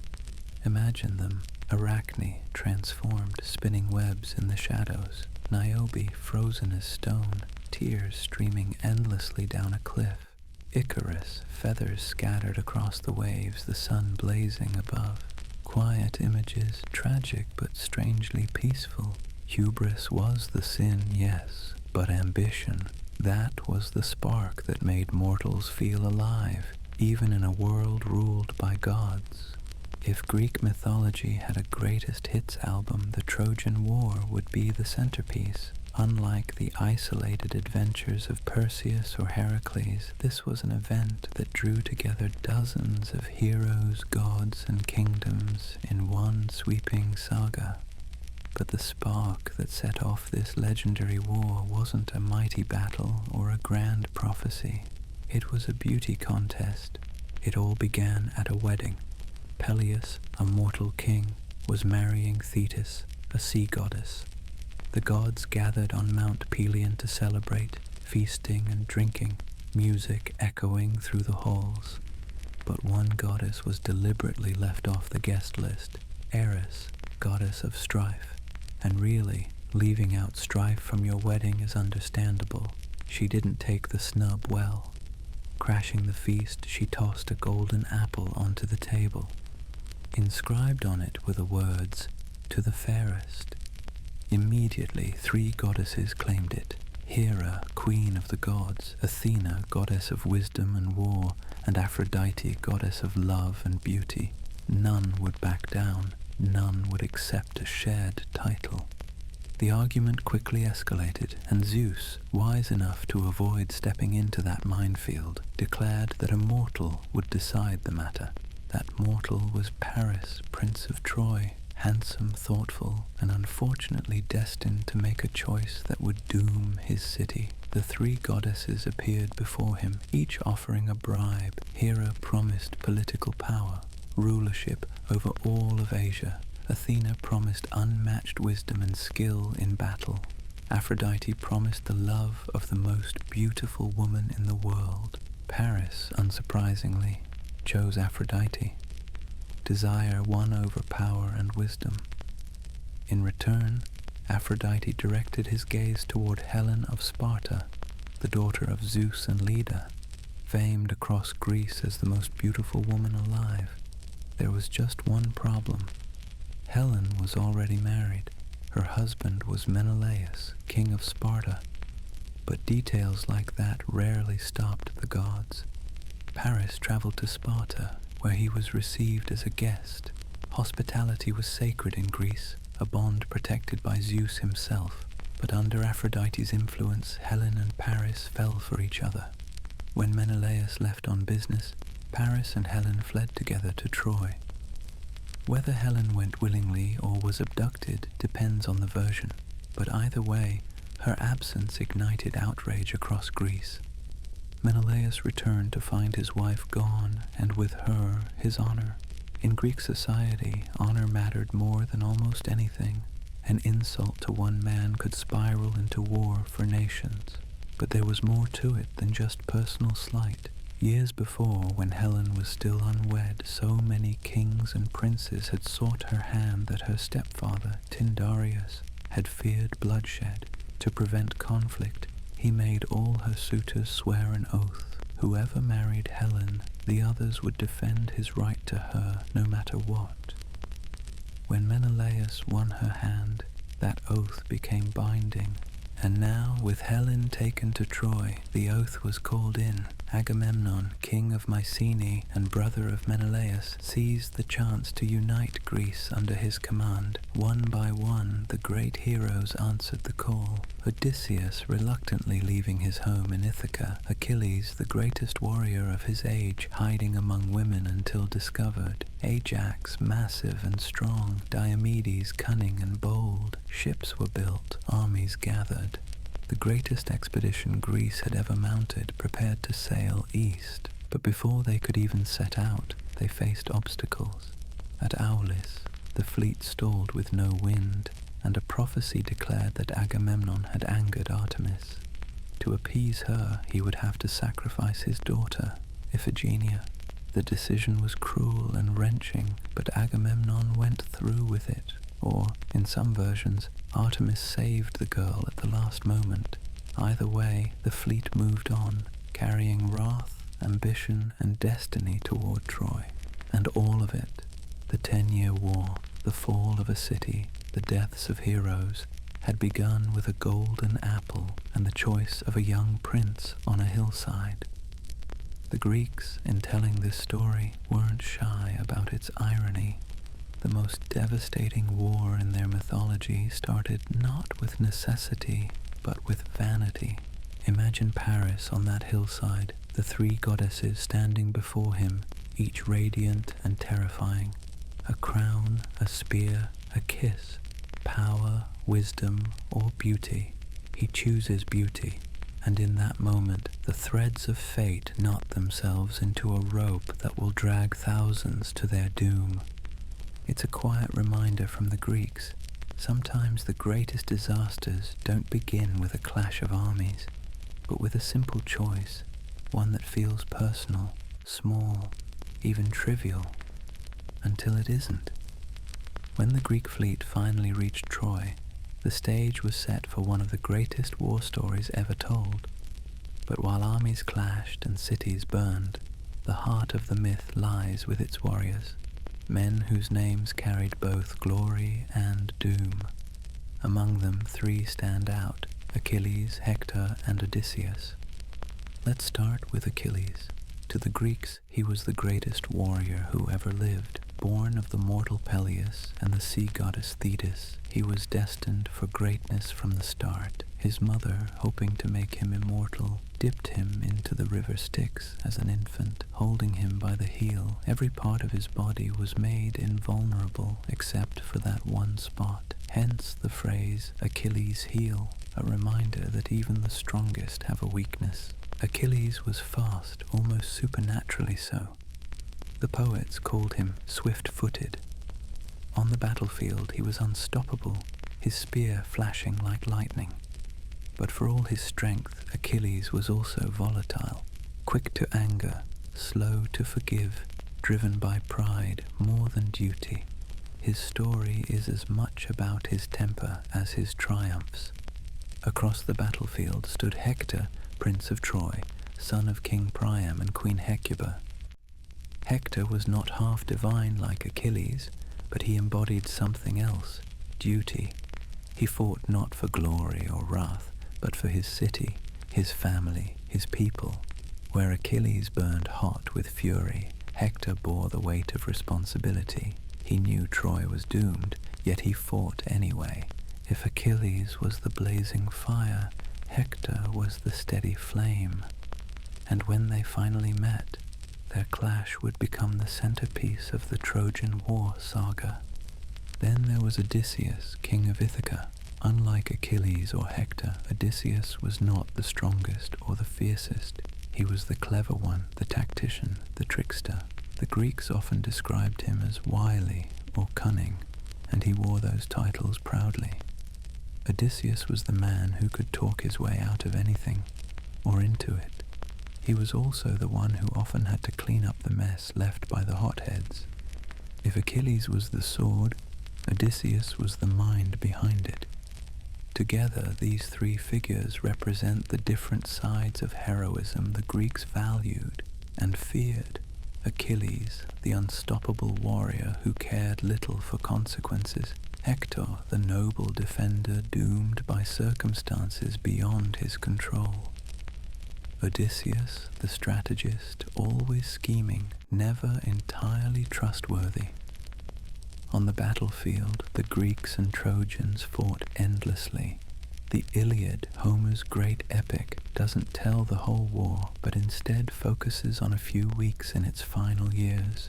And in those weeks, the personalities of these warriors shone. Achilles, insulted by Agamemnon and robbed of his war prize, withdrew from battle entirely, sulking in his tent while men died by the thousands. Hector led the Trojans in fierce counterattacks, driving the Greeks back to their ships. Odysseus, meanwhile, scrambled to hold the army together, cajoling, persuading, plotting. But the war could not be decided without Achilles. When his closest companion Patroclus donned his armor and was slain by Hector, Achilles' wrath ignited. He returned to battle in a frenzy, cutting through Trojan warriors like a storm through fields. His duel with Hector was inevitable, and it ended with Hector's death beneath the walls of Troy. Achilles, in rage, desecrated Hector's body, dragging it behind his chariot. Even in grief and victory, his pride consumed him. And yet the story doesn't paint Hector as a villain. Far from it. Before his duel, Hector said farewell to his wife, Andromache, and their infant son. He knew he would likely die, but he chose to fight anyway. In that moment he became the human center of the Trojan War, a man torn between love for his family and duty to his city. Achilles may have won the duel, but Hector won the sympathy of generations. As for Odysseus, his greatest moment would come later, when the war dragged on without resolution. While Achilles' rage and Hector's valor defined the battlefield, it was Odysseus' cunning that eventually ended the war. But that, of course, is part of another tale. So here we have them. Achilles, the unstoppable but self-destructive warrior. Hector, the noble defender fated to fall. Odysseus, the strategist weaving plans in the shadows. Each reflected a different kind of greatness and a different kind of flaw. Imagine the battlefield, dust rising, spears flashing, shields clashing. In the chaos, three figures stand out, one blazing with wrath, one standing firm for his city, one watching carefully, already planning the next move. This was not just war. It was a stage where human nature itself played out in blood and bronze. For 9 long years the Greeks battered against Troy's walls, and still the city stood. Heroes fell on both sides, gods interfered, storms raged, but the stalemate continued.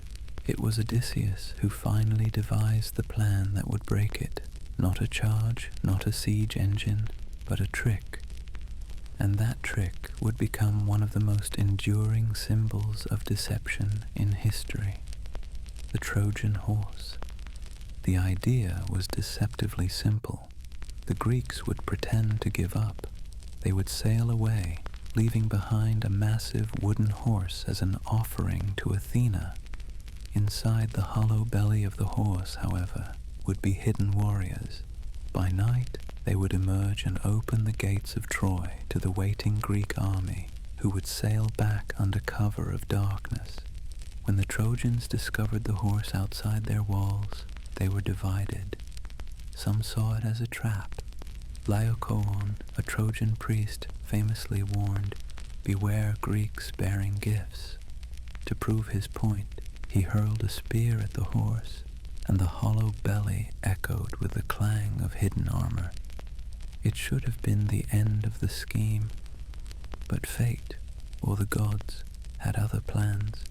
At that moment, sea serpents emerged from the water and devoured Laocoon and his sons.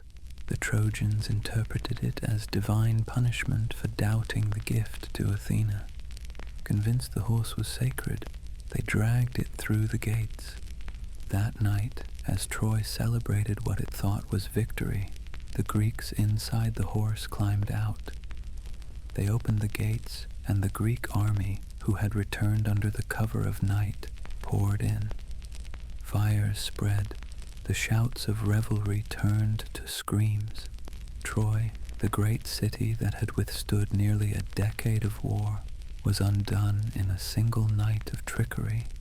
The destruction was brutal, even by the standards of myth. King Priam was cut down at the altar.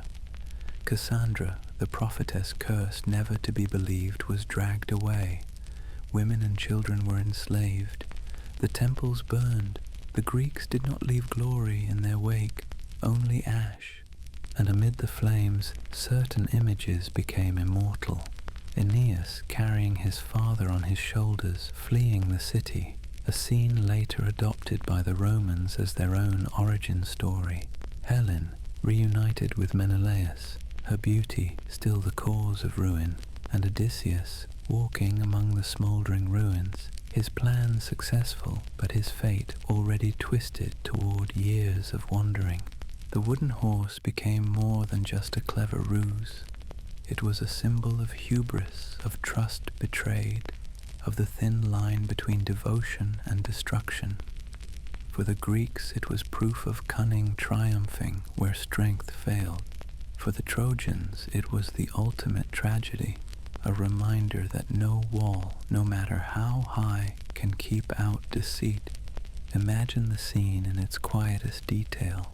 The streets of Troy dark, the horse looming in the square, silent and massive, children weaving garlands around its legs, citizens touching it with reverence, the city alive with false relief, torches burning in celebration, and inside, hidden in the dark, Greek warriors pressed against the walls of the horse, waiting, listening, holding their breath.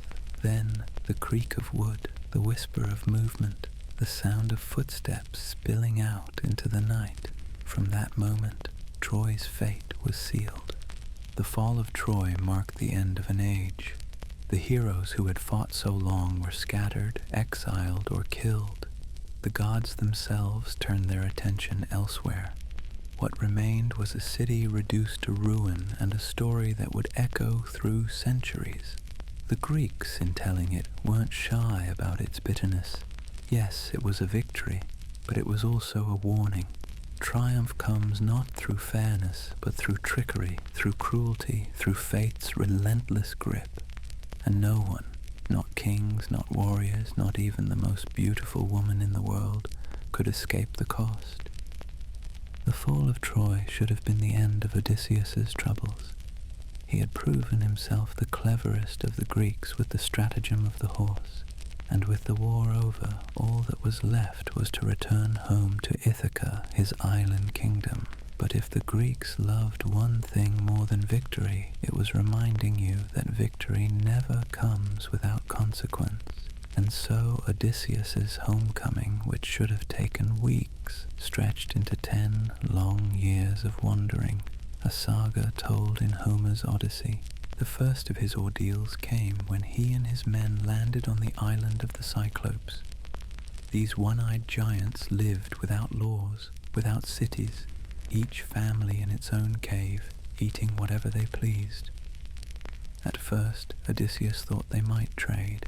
Instead, he and his men found themselves trapped in the cave of Polyphemus, a cyclops who sealed the entrance with a massive stone and began eating the crew one by one. But Odysseus was nothing if not resourceful. He introduced himself to Polyphemus as nobody and offered him wine. When the giant fell into a drunken sleep, Odysseus and his men drove a sharpened stake into his single eye, blinding him. As Polyphemus bellowed in rage, the others asked who hurt him, and he shouted, "Nobody," a trick that left them confused. The Greeks escaped by clinging to the bellies of sheep as Polyphemus let his flock out to graze. It was a perfect escape, spoiled only by Odysseus' pride. As he sailed away, he couldn't resist taunting the Cyclops, shouting his real name across the waves. Polyphemus, enraged, called upon his father Poseidon, god of the sea, to curse Odysseus's journey. From that moment on, every wave, every storm, every delay carried the weight of Poseidon's anger, and so Odysseus' voyage became a litany of strange encounters. He visited Aeolus, keeper of the winds, who gave him a bag containing every gust and gale, tied tight. But his men, suspecting treasure, opened it, releasing storms that blew them off course. He came to the island of the Laestrygonians, giant cannibals who destroyed most of his fleet. Only his ship escaped. On Aiaia, the island of Circe, he faced a sorceress who transformed his men into pigs. With Hermes' help, Odysseus resisted her magic and forced her to restore them. Circe became his ally and lover for a year before finally sending him onward with warnings of the trials ahead. And then came the sirens.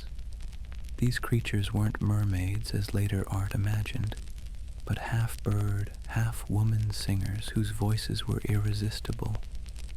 Their song promised knowledge, comfort, and truth, but those who steered toward them were dashed on the rocks. Odysseus, curious, wanted to hear their song without dying, so he stuffed his crew's ears with wax and had himself tied to the mast, instructing them not to release him no matter how he begged.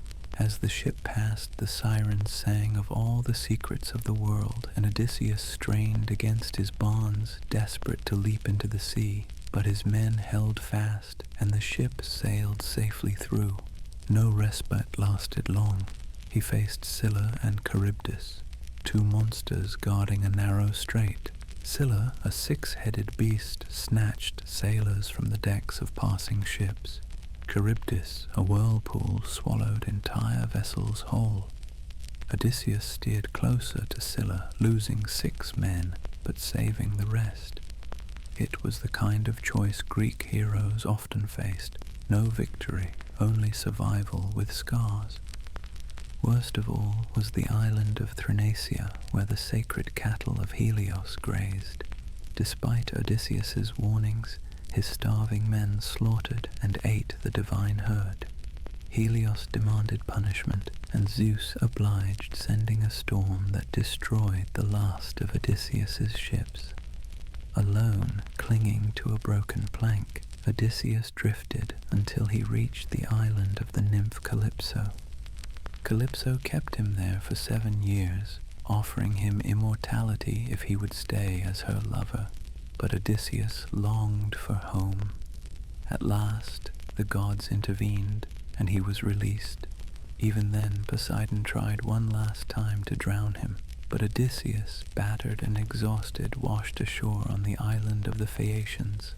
There at last he told his story, the tale of 10 years of wandering, of monsters, storms, and endless longing for Ithaca. What makes Odysseus's journey remarkable isn't just the obstacles, it's the way each trial tested a different quality: wit, restraint, endurance, humility, and yet his flaws, pride, stubbornness, deception, caused as much suffering as the gods did. The Greeks admired him, but they didn't idealize him. He was clever, yes, but also deeply human. Imagine him finally setting foot on the shores of Ithaca, older, scarred, weary. Behind him a decade of storms and sorrows. Ahead, one last struggle to reclaim his throne and his wife, Penelope.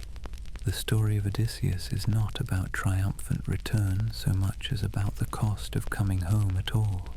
By the time the smoke cleared from Troy and Odysseus finally stumbled back to Ithaca, the age of heroes was winding down. Perseus, Heracles, Theseus, Jason, Achilles, Hector, Odysseus.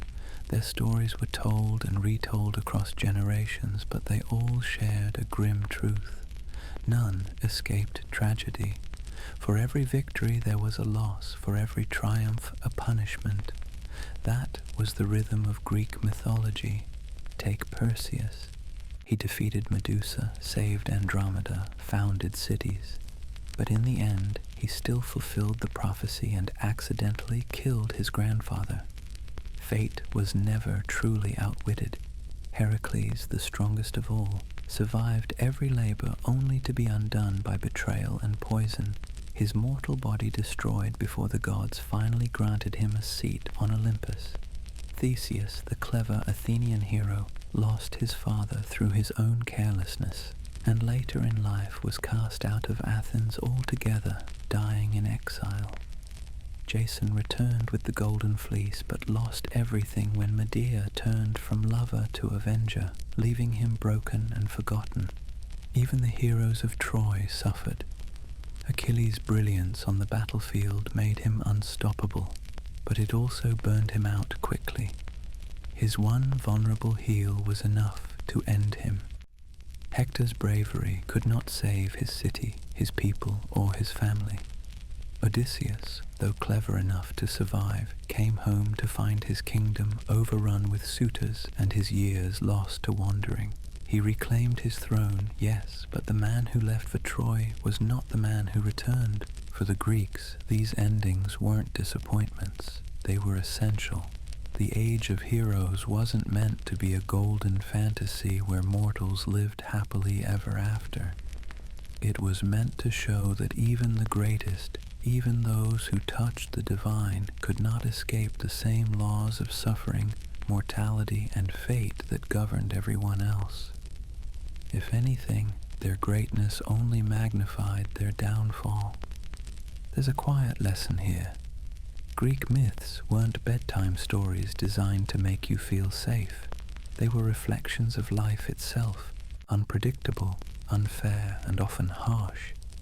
But within that harshness, they offered a strange comfort. If even Achilles could die young, if even Heracles could suffer, then maybe ordinary mortals could accept their own struggles with a little more perspective. The end of the age of heroes also marked a transition. After Troy's fall, after Odysseus's return, the great epics faded into memory. The gods still meddled, of course, but they no longer produced such towering figures. The heroic age became the stuff of legend, a time that mortals could look back on but never return to. Imagine the world in the aftermath, the fires of Troy smouldering to ash, the heroes scattered, lost or dead, the gods looking down from Olympus, already turning their attention to new squabbles, leaving mortals to sift through the ruins. It was the end of something vast, something larger than life, but also the beginning of the world as ordinary people knew it. And so chapter 3 closes, not with triumph, but with twilight. The heroes had burned brightly, but like all flames, they burned out. The age of heroes passed, leaving behind stories carved into memory, warnings against pride, and examples of both courage and folly. Chapter 4. Every story has an ending, even for immortals. For the Greeks, the gods were eternal in name, but not in relevance. By the time the age of heroes had burned itself out, whispers began to creep into myth, prophecies that one day even the Olympians would fade, their glory dimming as mortals took center stage. The twilight of the gods wasn't a single cataclysm, the way the Norse imagined Ragnarok. It was quieter, more like a gradual dimming of a flame, until the world was left in shadow and memory. The first hints came through prophecy, just as Cronus had been warned that he would be overthrown by his child, and just as Zeus had feared the same fate, so too were there stories that the Olympians would not reign forever. Zeus himself, mighty and paranoid, constantly searched for signs of rebellion, for omens that the order he had carved into the cosmos would one day crumble.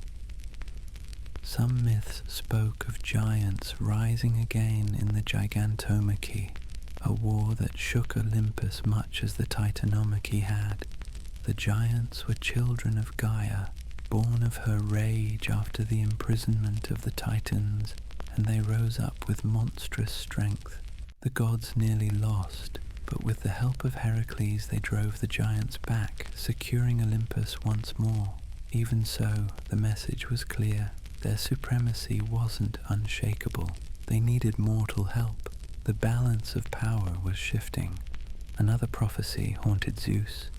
The child of Thetis, the sea goddess, would surpass his father. To prevent that, Zeus arranged her marriage to a mortal, Peleus. From that union came Achilles, the greatest warrior of the Greeks, mortal, not divine. It was a subtle reminder that greatness no longer belonged exclusively to the gods.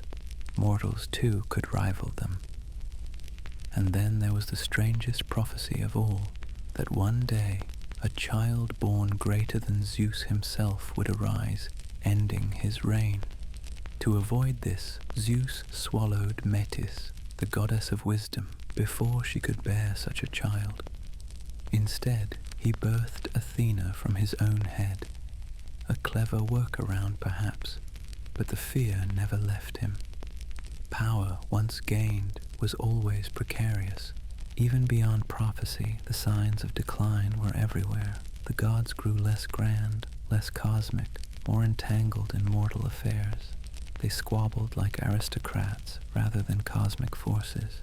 Zeus's endless affairs, Hera's jealous schemes, Apollo's petty feuds, Artemis's sudden punishments.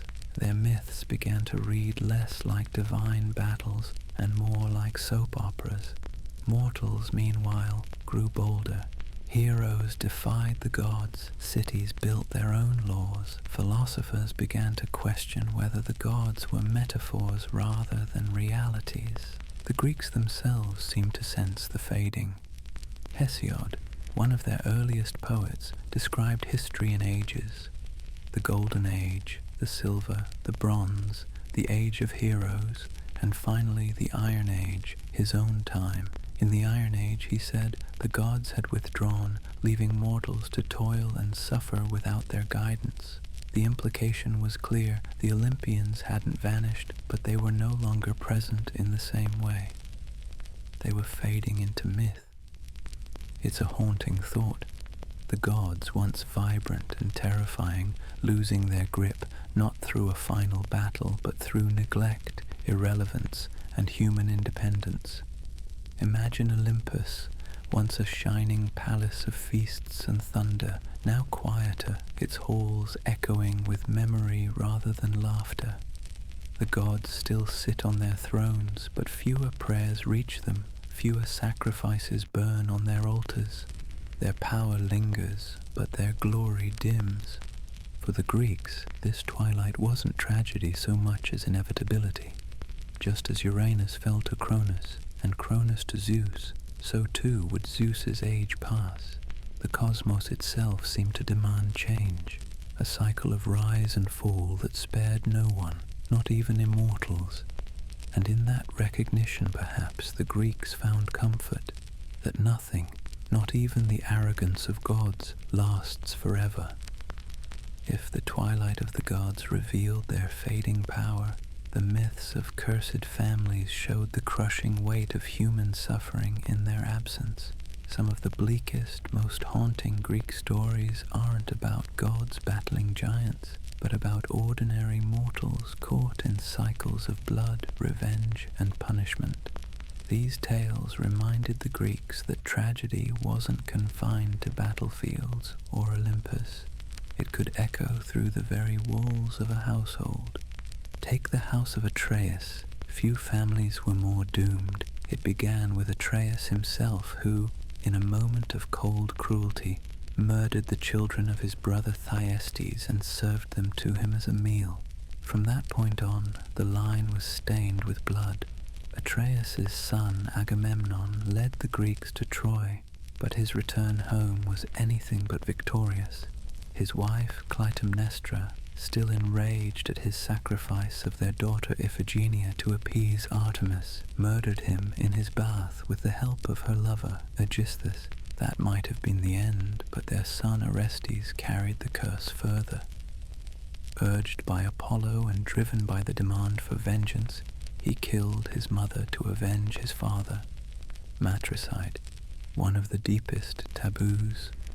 The moment the blade struck, the Furies descended upon him, ancient spirits of vengeance who pursued him endlessly, shrieking, clawing, driving him mad. Orestes wandered, tormented, until finally he found some measure of release in Athens, where Athena herself intervened and established a trial, the Areopagus, to judge his fate. For the first time in myth, vengeance gave way to law, but the stain of his family remained. The house of Atreus had become a warning. Once a curse takes root, it spreads like wildfire through generations. Then there is Antigone, whose tragedy belongs to the doomed house of Oedipus. Her father was the king who unknowingly killed his own father and married his mother, fulfilling a prophecy no one could avoid. When Oedipus's shame was revealed, his family unraveled. His sons fought for the throne, killing each other in the struggle, leaving Creon, their uncle, to rule Thebes.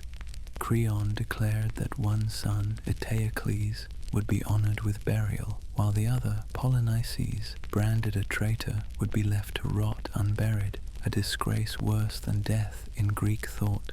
Antigone, daughter of Oedipus, refused to accept this decree. To her, divine law, the law that demanded respect for the dead, outweighed any king's command. She buried her brother in secret, an act of love and defiance. When Creon discovered her deed, he condemned her to be sealed alive in a tomb. There, abandoned and alone, she took her own life. Creon's son, who loved her, followed soon after. The cycle of tragedy consumed them all.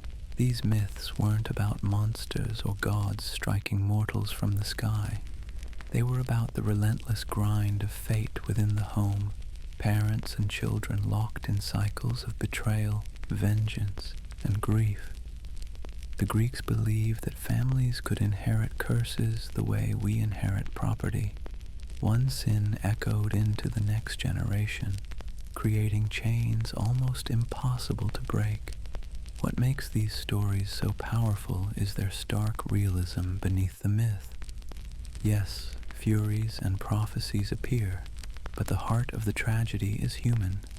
Grief, guilt, stubbornness, pride. Agamemnon sacrificing his daughter for the sake of war. Clytemnestra refusing forgiveness. Orestes torn between justice for his father and the horror of killing his mother. Antigone standing against the law, not because of rebellion, but because of love for her brother. Imagine these scenes quietly. Orestes, haunted, staring at the blood on his hands as the Furies whisper in the shadows. Antigone standing by a shallow grave at night, the earth damp beneath her fingers, knowing that each handful of dirt may cost her life but refusing to stop. These are not the triumphs of heroes. They are the intimate tragedies of people caught in nets they cannot escape. In a way, these myths are the other side of the heroic age. If Perseus and Heracles represented the heights of human achievement, Orestes and Antigone represented its depths. The Greeks did not flinch from either. To them, life was always both glory and despair, courage and ruin, curses handed down like heirlooms. And in telling these stories, they reminded themselves that fate is not only cosmic, sometimes it is domestic, written into the very bones of a family, waiting for its moment to break through. For all their drama on Olympus and in epic tales, the gods of Greece weren't distant figures. They were part of everyday life. To the Greeks, mythology wasn't just a story you told at night. It was the background music of existence, the rhythm that guided harvests, marriages, wars, and funerals. Every sacrifice, every festival, every temple carved into stone was a reminder that the divine wasn't elsewhere. It was everywhere. Take the rituals. Sacrifice was the cornerstone of Greek worship, but it wasn't about slaughtering animals to feed bloodthirsty gods. The Greeks saw it as a transaction, a way of maintaining balance between mortal and divine. A perfect animal, sheep, goat, or ox, would be chosen, adorned with ribbons, and led to the altar. The community gathered. Grain was sprinkled on the animal's head, water poured over it to make it nod in seeming consent. Then the animal was slain, its thigh bones wrapped in fat and burned for the gods, while the meat was roasted and shared among the people. Worship wasn't separation, it was communal feasting, the god receiving smoke and honor, the humans receiving nourishment and solidarity. Temples embodied the same principle. Contrary to modern assumptions, temples weren't places for congregational worship. They were houses for the gods. Each temple held a cult statue, often colossal, gleaming with ivory and gold. The Parthenon statue of Athena stood nearly 40 feet tall, a goddess of wisdom watching over her city. The temple was her home, her presence fixed at the city's heart. Sacrifices and offerings were made outside at altars open to the sky. Inside, the god watched in eternal silence. Festivals brought myth to life on a grander scale. Take the Panathenaea in Athens, a celebration of Athena that included athletic contests, musical competitions, processions, and sacrifices. The whole city participated, carrying a new woven robe, a peplos, to drape on her statue. Or the Dionysia, festivals of Dionysus, where citizens filled theatres to watch tragedies and comedies performed, stories that retold myths and asked questions about morality, fate, and human folly. Even art was worship. To laugh at a comedy or weep at a tragedy was, in some sense, an offering to Dionysus. And then there were the mysteries. Unlike the public festivals, mystery cults like those at Eleusis focused on secret rituals of initiation, often tied to Demeter and Persephone.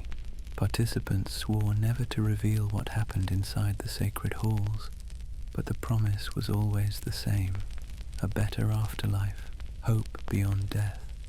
In a world where the underworld was often imagined as bleak and shadowy, the mysteries offered comfort. they showed that myth wasn't only about explaining the present, but also about shaping the future. Even the simplest acts of life bore myth's imprint. A traveller might pour out a small libation of wine before drinking. A farmer might whisper a prayer before planting. A sailor pushing off into uncertain seas might sacrifice to Poseidon for calm waters. Births, marriages, and deaths all carried ritual acknowledgements of the gods, as if every stage of life required a nod toward Olympus. For the Greeks, there wasn't a sharp line between religion and life. Myth and ritual weren't weekend obligations. They were the air people breathed. You could walk through a city and see gods everywhere, carved on coins, painted on pottery, named in the streets and sanctuaries. Imagine yourself wandering through Athens during a festival day, streets alive with color, flutes playing, the smell of roasted meat in the air. At the center, a towering statue of Athena gleaming in the sun, while poets recite Homer and playwrights perform stories of gods and heroes. Children carry garlands, elders pour libations, the crowd cheers as athletes race in her honor. For a moment, myth is not just story, it is the city itself, alive and breathing. This was the heart of Greek life, gods not as distant abstractions but as presences woven into every corner of existence. Myth was not an escape from reality. It was reality layered over the rhythms of daily survival. Greek mythology might have begun as the poetry of Homer, the hymns of Hesiod, and the whispers of village rituals, but it didn't stay confined to Greece. Like so much of Greek culture, language, art, philosophy, myth traveled, adapted, and survived, and nowhere was this more visible than in Rome. The Romans, practical as ever, didn't exactly invent a new pantheon. Instead, they imported the Greek gods wholesale, gave them Latin names, and folded them into their own traditions. Zeus became Jupiter, Hera became Juno, Poseidon became Neptune, Aphrodite became Venus, Ares became Mars, Hermes became Mercury, and so on. The myths remained, but the gods were recast in Roman clothes. Sometimes the changes were cosmetic. Venus was Aphrodite with a Roman accent, but sometimes the shifts revealed deeper cultural differences. Mars, for example, wasn't just the chaotic god of war like Ares. He became Rome's protector, the father of Romulus and Remus, founders of the city. Where the Greeks often treated Ares with suspicion, the Romans embraced Mars as a symbol of order, discipline, and destiny. Likewise, Vesta, the Roman Hestia, took on an enormous civic role, with her Vestal virgins tending the eternal flame of the city. Religion and state blurred even more in Rome than they had in Greece. Roman poets also reshaped the myths to fit their world. Ovid's Metamorphoses wove Greek stories into a grand tapestry of transformation, full of wit and melancholy, designed as much to entertain as to moralize.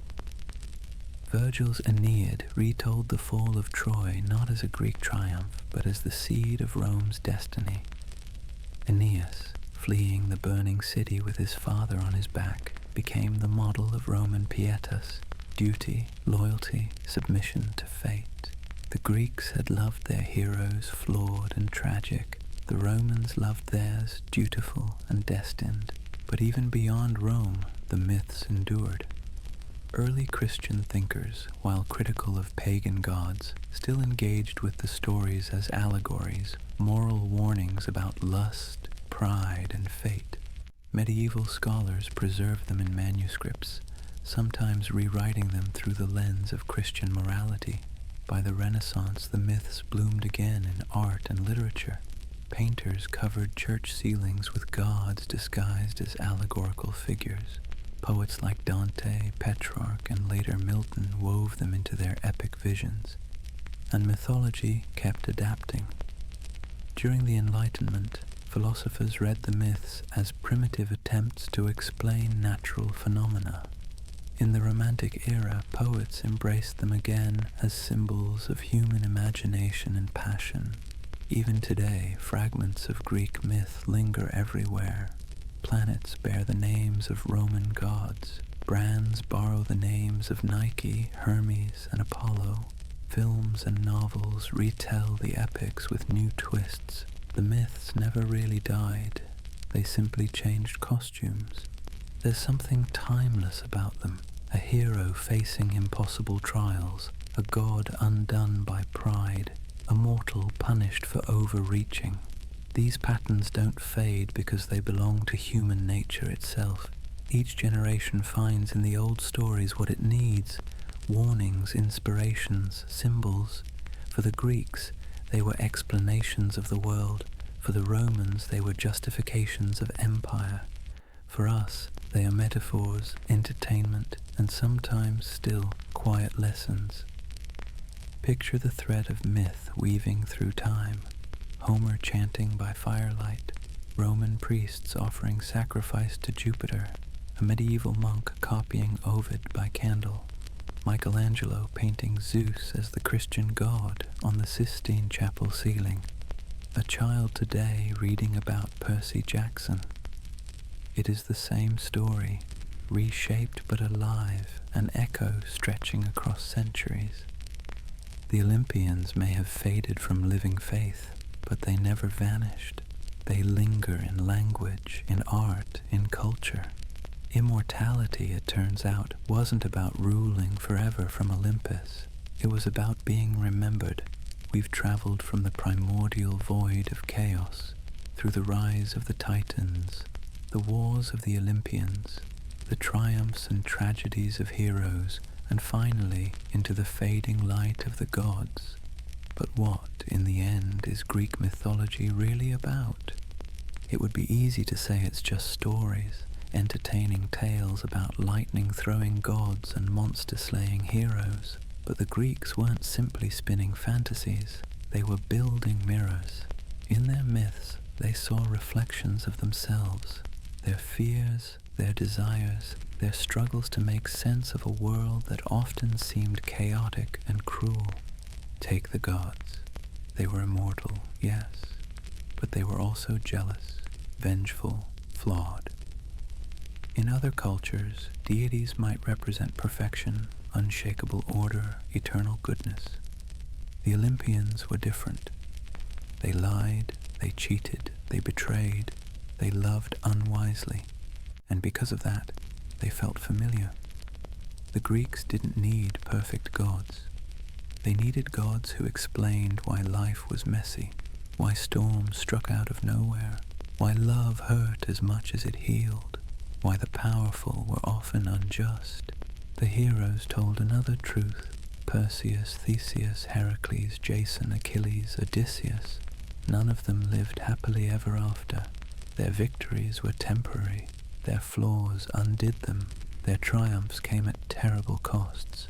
But through their suffering, the Greeks could see the shape of their own lives. Success mixed with loss, pride leading to downfall, fate pressing down no matter how hard one resisted. The myths said, even the greatest among us struggle, and that struggle itself is what defines us. And the tragedies, the cursed families, the endless cycles of vengeance, those were warnings. Don't let pride blind you. Don't believe you can outwit fate. Don't forget your place in the order of things. But at the same time, they acknowledge the inevitability of human error. Who among us hasn't, in some small way, been Arachne weaving too proudly, Niobe boasting too loudly, or Icarus flying too high? The myths remind us that ambition and folly are part of being human. For the Greeks, myth was a way of taming chaos. The world could be terrifying: storms, plagues, earthquakes, wars. Instead of staring into the void, they gave those forces names, faces, stories. Typhon wasn't just a volcano. He was a raging monster under the earth. The sea wasn't just dangerous. It was Poseidon in a temper. Death wasn't just inevitable. It was Hades' kingdom.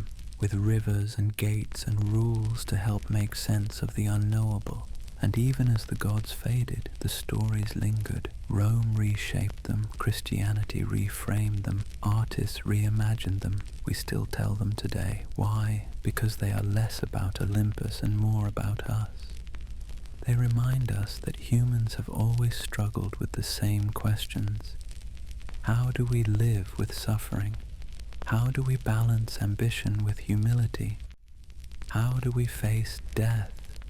The myths don't give clear answers. Instead, they give stories, images, rhythms, enough to guide reflection, to spark imagination, to comfort us in the knowledge that we are not alone in our confusion. So as you drift into sleep, think of them not as distant, irrelevant tales, but as echoes of humanity itself.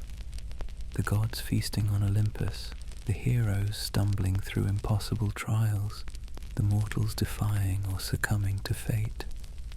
All of them are fragments of us, our flaws, our fears, our resilience. The Greeks didn't preserve these stories because they were escapist fantasies.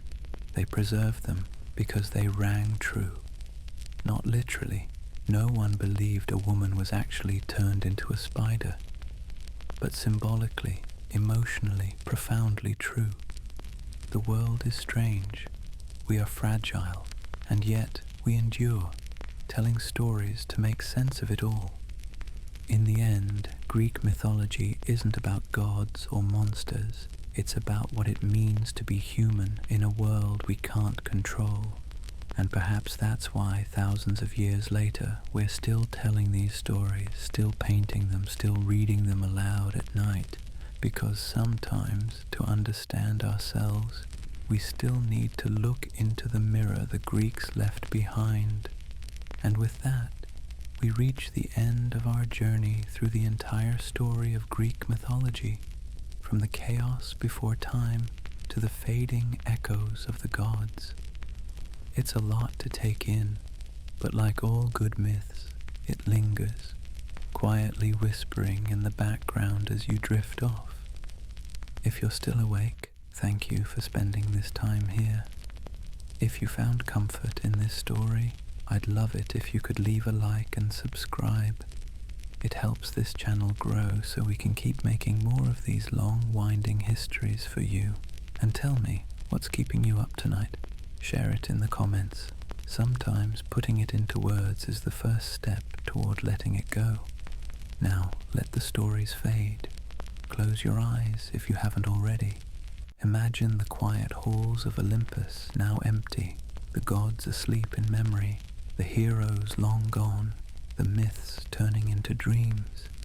Let the rhythm of their stories carry you into rest, steady and gentle. Sleep well, and I'll see you in the next story.